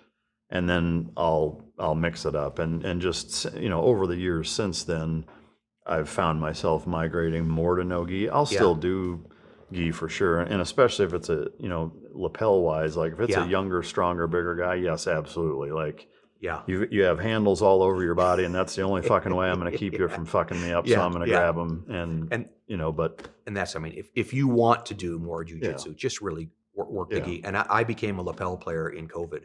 Yeah, and it's my go-to. Yeah, and it just slows everything down. It turns it to a snail pace. Yeah, I do love that you can do more rounds more often, and you can pace yourself a lot easier. But there's just something like I still have some of that like ego primal. Like I love the fucking mano a mano aspect of no gi, where it's legit. It's like greased chess, and there's just part of that I love. But no, I'm with you. I try to do as much no gi as I can. I feel the risk goes through the roof. And then even again, I like your analogy. And to me, once you throw that lapel in between the the pants grips, the sleeve grips, the collar, the lapel, like it's like, man, I feel like I have 8 more pieces on like an octopus. So in Israel was really where I really solidified my love for jiu-jitsu. That was we're getting ready to retire piece. And prior to that, like I said, in 2011, when I was at the War College, I was running one day, and I don't have a lot of these. There's been a few times in my life where I feel like God has very, very clearly spoken to me. I don't know if you've ever experienced that. I pray for it more. Like I think it's cool, But he really laid on my heart in a very audible way. He's like, I think I was driving past something, or I was running past something, and I saw a billboard that talked about trafficking, and he said, I want you to figure this out. There are people that need you. And I was like, what? Because I didn't know sex trafficking was a foreign thing, right? Like it was in all the other parts of the world. I didn't realize it was a thing here in the United States. So I started to study it and understand, again, knowing my enemy, what is the American pimp? Because there's plenty written about that guy, and he talks about himself quite a bit. So the first thing is the American trafficker the same as an American pimp? 100%.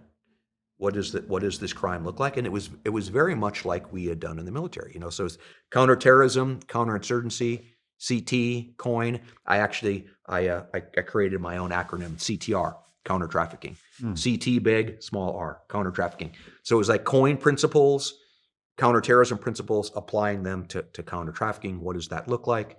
Began kind of experimenting with all of that. So as I was doing that, I also lost a good friend of mine, a sergeant major by this time, his name was Tyson. I was a ranger with him in 1st Ranger Battalion. This guy was like super soldier. You know who I'm talking about, right? Like in the SEAL teams, in Delta, everywhere you are, guys are great. And then there's these handful of dudes that are just like, give me cyborgs. A fucking break. Like this guy, he can do anything. Yeah. And Nick was one of those guys. I think I've used his first and last name. If people are, I didn't want to use his full name, so I'll just call him Nick. He was set to become the unit sergeant major, just super, super soldier. And like I was saying, he was losing touch with his family. He actually had a baby and that he didn't really know. And the strain of all of this with his wife. So he made the decision, I'm getting out. Like, look, I need to get out. I need to reintroduce myself to my wife and kids, So he gets out and he immediately takes a contract job and he's back in Afghanistan. Well, he's not with us anymore. Shit hits the fan in Afghanistan. He goes to take care of it. No one else goes with him. He ends up getting killed in Afghanistan. And I took that personally. As a leader in this organization, I felt responsible to look to my left and right and say, what are we doing? Like, what are we doing for these guys when they get out? We move mountains to recruit, assess, select, and train. And then when we're done with them, it's like, Mike, figure it out. Thanks for, and the unit has a tradition, and on our plaques, it just says thanks. It's recognized and understood. You're going to give more to the unit than you're going to get back. And that's it. All of everyone who leaves the unit in good graces gets a plaque, and all it says is thanks. We recognize that, and I appreciate that. But again, as a leader, it made me question, why was this super soldier feeling compelled, like that's all he was or all he could do? And I'm not saying, I'm not in his mind, I don't know that's what he was thinking, but again, many of our mates, that's what they've done. Or they continue to teach shooting or whatever. Like, fine, if that's what you want to do, great. But I felt like I need, as a leader in this organization, to provide options. What can I build for you that is going to satisfy your passion and purpose, and it's relatively safe, and you don't have to deploy? Yeah. And when I was looking at this trafficking piece, in addition to spending my entire adult life fighting for America, but in foreign countries, really trying to resolve issues over there, this problem of trafficking is alive and well in the United States. Why do I need to go to Thailand or Cambodia or Colombia to address it there, or India? Yeah. You know what I mean? America is riddled with this sexual exploitation. So that set me off on this path to build something in the United States that would really harness the people, our brothers and sisters, and I had a couple of different ideas, kind of the buy through and with, the building rapport with operators who could come to law enforcement and teach them shooting and surveillance and mobility and whatever they needed for their tactical skills as to build rapport, to really be an analytical arm for them. That didn't really take root as much as I thought it would or wanted it to. So really what Skull Games has become, as I've worked on this, I've been in a couple different nonprofits that I've left for various reasons, but I've been doing this for 10 years, since 2015, refining this process, and it's always been the same. We're force multipliers for American law enforcement. So we do the analytical work, and then we do the operational advising. So again, buy through and with, train, advise, assist. Where did those come from? Special forces guys. Yeah. Free the oppressed. I mean, that's something like I didn't realize. I'm not just to even refine what I am as a protector.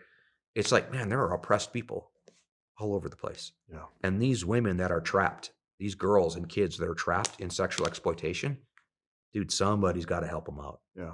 And who better than guys and gals like us? Right. So I set out to build this organization and this process, and it's been on a slow build. I never heard this term 10-year overnight success before. When I got out and I went to some of these executive MBA courses to try to understand business, it was one of the very first things I heard was 10-year overnight success. Yeah. And I thought, oh, that's not going to be me. It has. It's taken me 10 years. It's taken us 10 years to finally arrive. Yeah. Like last fall, we finally hit a point where we're really beginning to see the dream realized. And now we're looking to expand and look at these networked effects and having these impacts around to break apart not just the trafficker and recover the victims, but try to get at these facilitators as well. Man, that's awesome. It's really interesting and encouraging. Like there's been a number of guys I've had on over the years with our background that are doing that same kind of thing. Yeah. And I just love to see it because, like you said, I mean, you get to a point physically where we're not the guys to be kicking doors in overseas, but you still have such a wealth of wisdom and knowledge and expertise. And I agree, like what better application than to help try to protect, young women and kids who find themselves in that environment here in the United States. I love it. The book, Where Have All the Heroes Gone? How does that tie into kind of that cathartic process of getting out and wanting to help brothers? So it really started as like a personal study. So when we lived in Iraq, I was walking the places that we read about in the Bible, and the very first incident that really set me off on this path was in 2009 when I was working there. I went to the Valley of Elah where David killed Goliath, and there was a professional guide there, and he's telling me, this is the ridge that the Philistines were on, this is the ridge that the Israelites were on, and this is the valley where it happened. And have you ever been to Israel yet? No, I haven't. Yeah, so I've been the really valley, close. you can stand in the Valley of Elah, and within a couple hundred meters, like this is where it happened, because there's these ridge lines, and the Bible very clearly says the Israelites were arrayed on one ridge line between Azekah and Sukkah, these two cities, and the Philistines were on the other ridge line, and they have found the remains of Azekah and Sukkah. So it's you can really narrow it down. So as I'm standing there and he's talking about it, I'm remembering, and I look in my Bible. After David cut off Goliath's head, the Philistines were routed, and they retreated back to Gath and Ekron, which is now modern-day Gaza. And the Israelites chased them all the way back to their home cities. Well, the guide had just told me the Philistines lined up over here, and the Israelites on this ridgeline, but Gath and Ekron were that way. So I'm like, How does that work? that's a military impossibility. In the history of warfare, Yeah. no opponent has ever retreated through the enemy lines of their adversary. You know what I mean? So clearly the Philistines were on this side and the Israelites were on that side, And I went home to my apartment where I was staying, and I got on the Google, and even the imagery on the Google had it reflected that way. So it really started this journey of as a soldier. So the book kind of started at something like a soldier story or through a soldier's eyes, because I started going to these places in the Bible and putting my soldier's eyes, like what, why here, why this, why that, and then there were some kind of supernatural encouragement that I had, like when you go to Israel, there's two primary baptism sites, and only one of them's right, and both of them kind of defend why they're the right one. And I remember, kind of sitting there praying and studying, and God showed me it's this one, and here's why. And one of those I say, so there's a beautiful one up near the Sea of Galilee where the Jordan comes out of the Sea of Galilee. It's called Yardenit. It's beautiful, and they dye the water blue, and a lot of people go there and they put the white robes on and they get rebaptized there. It's beautiful. Not a snowball's chance in hell is where it happened. Down at south of Jericho, where the Jordan is a little bit dirty and muddy, is where it happened. And it also has been in the demilitarized zone for many, many years. So now again, you start putting your soldier hat on. Yeah. I kind of know the world works. It's like, okay, The tactical goggles. yeah. So you can't have a tourist site in the middle of a demilitarized zone. So they're going to emphasize this. You know what I mean? So part of it is that I look for is patterns, old tradition that the Jews used to follow, or even the early church used to follow, and then archaeology. Yeah. So even before I found these things, God gave me this vision of, look, it happened right here, and here's why. At this same location is where Moses handed off the mantle of responsibility to Joshua, and Joshua crossed the Jordan. And when you read that story in the Bible, as soon as the Levite priests touch the Jordan, it parts. So this is now Joshua and the Israelites returning after captivity in Egypt, after 40 days of wandering around in the wilderness. Moses dies up on Mount Nebo. He's not allowed to enter, and they come in and sack Jericho. And when they cross the Jordan, God tells them to build a 12-stone memorial.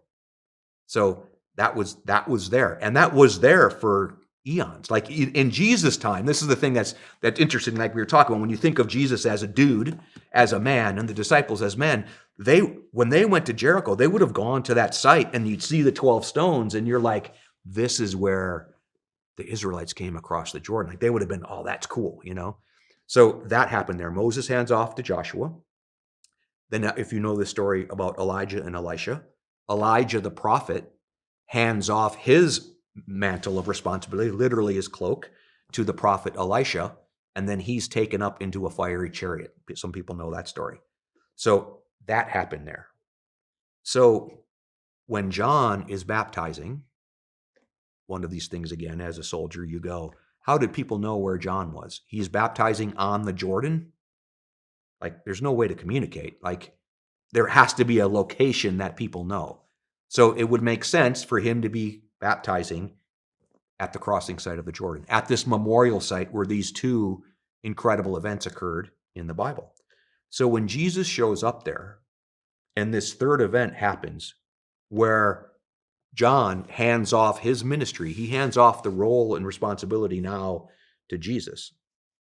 This would have been recognized to the people of the day that things that happen in threes is a fulfillment of promise. So God does things, and this is what I began to read and study in the Bible, was he does things at the same place over and over. He's telling us something.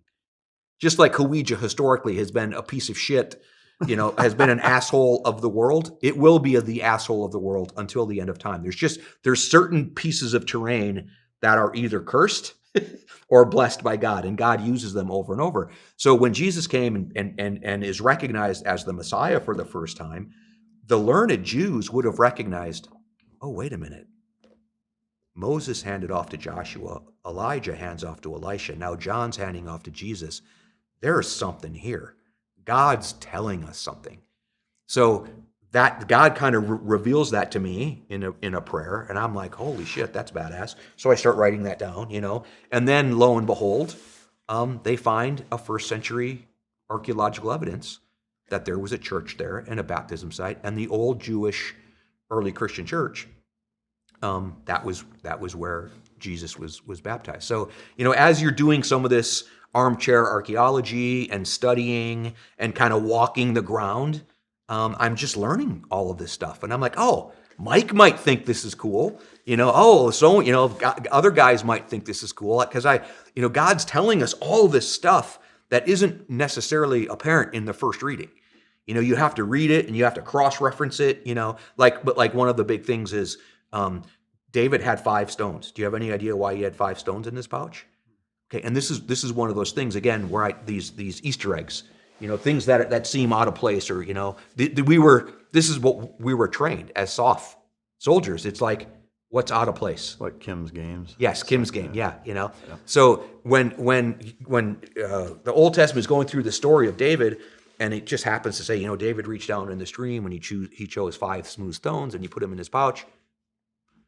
I've read that a million times. People read that a million times.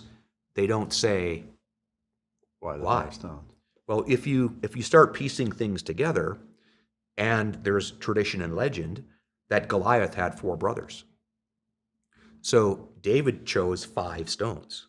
So on face value, it's a badass story. You have this young shepherd, sniper shot on a giant, 1 shot, 1 kill, but he was prepared to kill 5 giants. Because on this mano-a-mano battle, the tradition of the day was you avenged your brother, right? Mm-hmm. So David was expecting, I kill Goliath, oh, here his brother's going to come a-running. I kill that guy, next brother comes. So that son of a gun was ready to kill 5 giants that day, not just 1. So again, that's a little Easter egg that God put in the Bible for us to recognize it and say, oh, that's cool. Yeah. But he didn't make it obvious for us. Right. So I spent a lot of time studying all of these things, and I go through a bunch of the Old Testament into the New Testament, just story after story after story. And that was what it was going to be. It was going to be, it was kind of like Paul Harvey's The Rest of the Story. Remember that when you were a kid? Yeah. So like you tell the story and you're like, and now the rest of the story, yeah. So, that's what the initial title of the book was. There's always more to the story, as an homage to Paul Harvey. So I'm enjoying writing this, and that's all that it was. It was the Bible story as you know it, and then there's more to the story, Paul Harvey style, So I go to this writer's workshop in Austin, and I'm pretty happy with my book. I'm like, it's getting there, and I'm at this writing table with this guy, with a bunch. I think there was 5 of us at this table, and he's an atheist. He's right across. He's a devout, self-professed atheist, and he says, Jeff, here's the deal. I won't read your book. I don't give a shit about the Bible. It's not my thing. He said, but you know what interests me is you. And these stories that are meaningful to you, how you applied them in your life. And I was like, huh. And I want atheists to read my book. I don't want only Christians to read my book. So I went back to the drawing board and I started to go back in my life, and it ended up being mostly military professional life of these stories of betrayal and loss and fear and victory. Like I went back into those stories and looked at how I had applied those or how I had used those as lessons for myself. So I rewrote it and added all these military stories. So it goes Bible story, or it goes military story, Bible story. There's more to the story, finishes with military story. That's how each chapter is structured. Cool. Wow. And then, as I'm writing it, I'm realizing I'm writing this to my sons. Like, not even in the beginning, where we're all believers, but we get bored with Western Christianity. We walked the terrain, right? Like, we have personal relationships with our Lord and Savior. The whole kind of religious thing, I could take it or leave it. So I really wanted to intrigue them and inspire them. Hey, there's more. Like, don't give up on this thing and only live with this personal relationship that you have. Like, dig into this history of it. Dig into this tradition. There's a lot to learn that's intriguing and interesting. And then that also became, as I wrote these military stories, of like, they got to know me. Like, again, guys, I missed half of your life. Here's what I was doing. Yeah. And here's why. And I tear up when I say this. And my sons read this. And we had a good relationship. We had a great relationship, but it became even stronger. And my son Jonah, who I think was impacted more by me being gone than my older boy Aaron, he said, I get it. Like, thank you for writing this. I get it. Wow. I understand why. That's powerful. I start to tear up thinking about it. Because again, our families bear the weight, and a lot of our families break. Yeah. So my boy was like, I understand now why sometimes it felt like you chose them over us. So it was such a healing act of writing it. And again, that's why I stepped over the fear of being judged by my mates, the fear of being the Delta guy that writes a book. I sent it through the unit to get cleared, and even before I sent it to the unit, it was an interesting experience because it forced me to write better. Yeah. So I was cathartic. Like, I talk about a 2-star general officer that went on a target with us, who, in my opinion, was a coward. I don't name him. I'll tell you who he was offline. But when I wrote that story, I fucking named him because I was mad. Yeah. But then when I finished the story, I realized he's coming at this from a whole other perspective. You know what I mean? Like, he has his own story. Like, I'm telling you this, like we said before, I'm telling you from Jeff's story. From his story, he probably has a different perspective. Yeah. You know what I mean? So I named names. I was pretty candid with these events. And then, going back to pass it through the unit, I had to clean it because it's not right to me to badmouth anybody or, this kind of thing. But it also forced me to be a better writer because, instead of, I don't think the word troop is even in the book. Yeah. Because Delta Force uses troops and squadrons. No one else does. No one else even knows what it means. You know what I mean? The vehicles that we drive, so it forced me to try to be a better writer. Yeah, more on like layman's terms. Yeah. And it hasn't, for a first-time author who was self-published, it's doing fine. It hasn't taken off like I hope it does. And, being on your show, it will ignite a whole new group of people to look at it.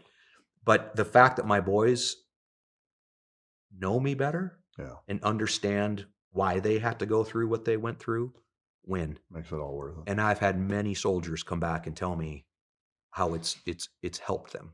Yeah. Because again, when you get a chance to read it, dude, you're going to recognize yourself. You're going to recognize the scenarios that you were in too, you know. So it's been a labor of love, and I'm excited to keep going. Yeah, that's awesome. Have you had former Delta teammates reach out to you asking what the fuck or giving you a hard time about doing it? Both. I've had them say what the fuck, and I've had them say thank you for writing this book. Yeah. You know, I think again I've got the top cover of the fact that it was I pushed it through the unit, and really to be honest, I haven't had a whole lot say what the fuck with the book. I've had guys call me up and say what the fuck about some of the podcasts that I've talked. I try to really stay in my lane, you know what I mean, as much as possible. Yeah. And you know, but this is the beautiful thing.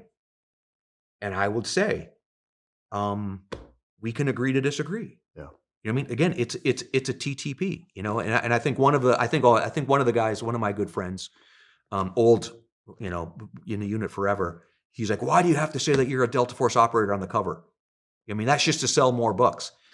And I'm like, dude, because that's what I was. Yeah. Like, you know, this isn't 1990s Delta Force. Like we're permitted to say I was in Delta Force. I was a Delta Force operator. I was, you know what I mean? Like it's on my DD 214. It's not a secret, you know. And I feel like these guys that are like, I was in a tier 1 counterterrorism unit, you know, I was in a special missions unit. I feel like, dude, that's so fucking 90s and early 2000s. Like, just say you were in Delta Force. Yeah. You know, I think you sound like an idiot. Yeah. You know what I mean? I mean, to me, I obviously I'm not in your shoes, but I would ask, how does it impact you?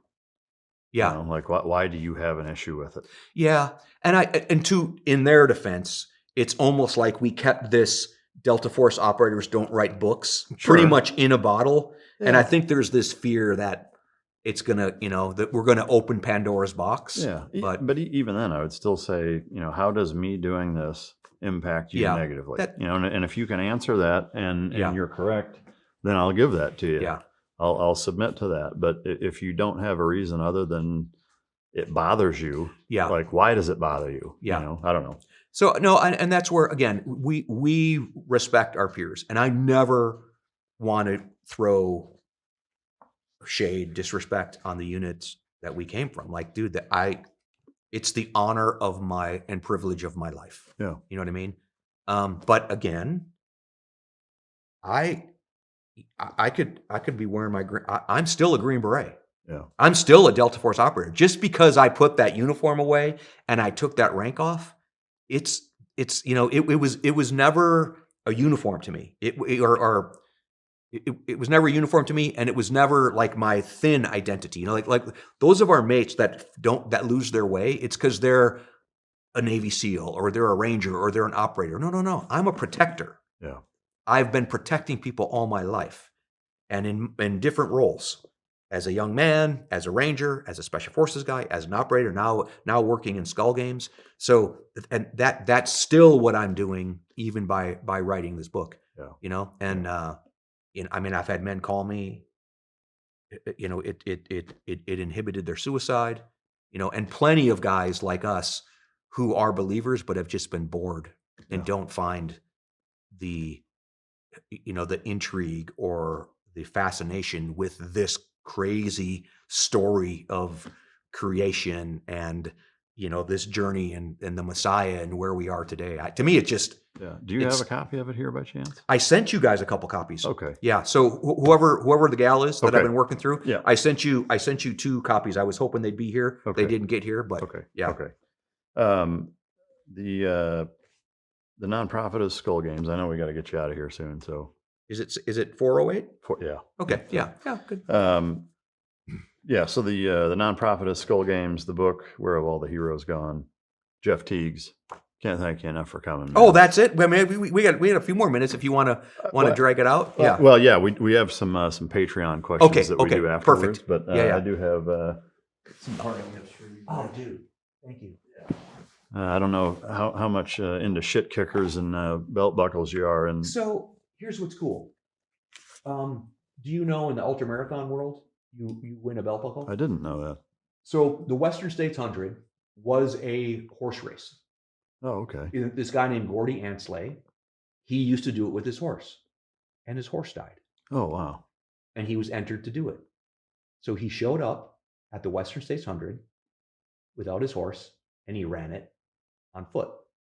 And that began the Western States 100. Oh, shit. So when you finished the Western States 100 with the horse race, you would, so that became the tradition. So when you finish American Trail, they don't do it in Europe. When you finish American Trail races like the Leadville or Western or wherever it is you're running, you win a belt. Awesome. So you'll say you'll say I buckled at Western, I buckled at Leadville. So I've got a collection of belt buckles from races, but I haven't had one for years. So this will be a cool. Yeah. Well, I need to dust off my. You're going to force me to go back into that box. Well, good. That shit box and start pulling out my. Well, you buckled on mic drop. I buckled on. Yeah, and you didn't have to run a exactly. marathon to do it. So yeah, you had a couple of monsters during. So yeah, man, it's such a fascinating career. I'm really looking forward to reading your book, and I can't thank you enough for taking the time. Hit me up afterwards. We'll talk if there's stuff in the book. Are you a Bible guy? Sort of. I mean, yeah. I grew up, I would say, pretty heavy that way. Yeah. In the Lutheran faith, and then I would say the first probably 3 years I was in the military, expounded on that, and then when my first deployment, kind of completely turned that apple cart upside down, and I've been in, I would say, a swirling mess of it since. Yeah. So I am encouraged, and I'm looking forward to reading it. Yeah, so. Again, like it's gonna take you back to some of that old stuff that you've known. Yeah. And introduce some new. Yeah, I guarantee you're gonna dig it. And awesome. Shoot me a call. We'll talk about it again. I'll come back on and talk about in detail. Like I said, part 2 is coming out. Cool. And there's probably 3 or 4 parts of it. Yeah. Before I'm done. Yeah. Awesome. Thank you again for coming. I sure appreciate it. Thanks, Mike. To the listener, I hope you enjoyed Jeff's story. I will say it's one of the more fascinating ones that I've had the honor of being able to interview. And for an officer, right, Mike? For an officer, especially for an officer, I would say by and large, especially for an officer. But you're a Mustang, so it's like you're kind of half officer. But go get the book. Where Have All the Heroes Gone? Check out Skull Games, his nonprofit. Hope you enjoyed it. If you didn't, you can choke yourself. And until next time, this is Mic Drop.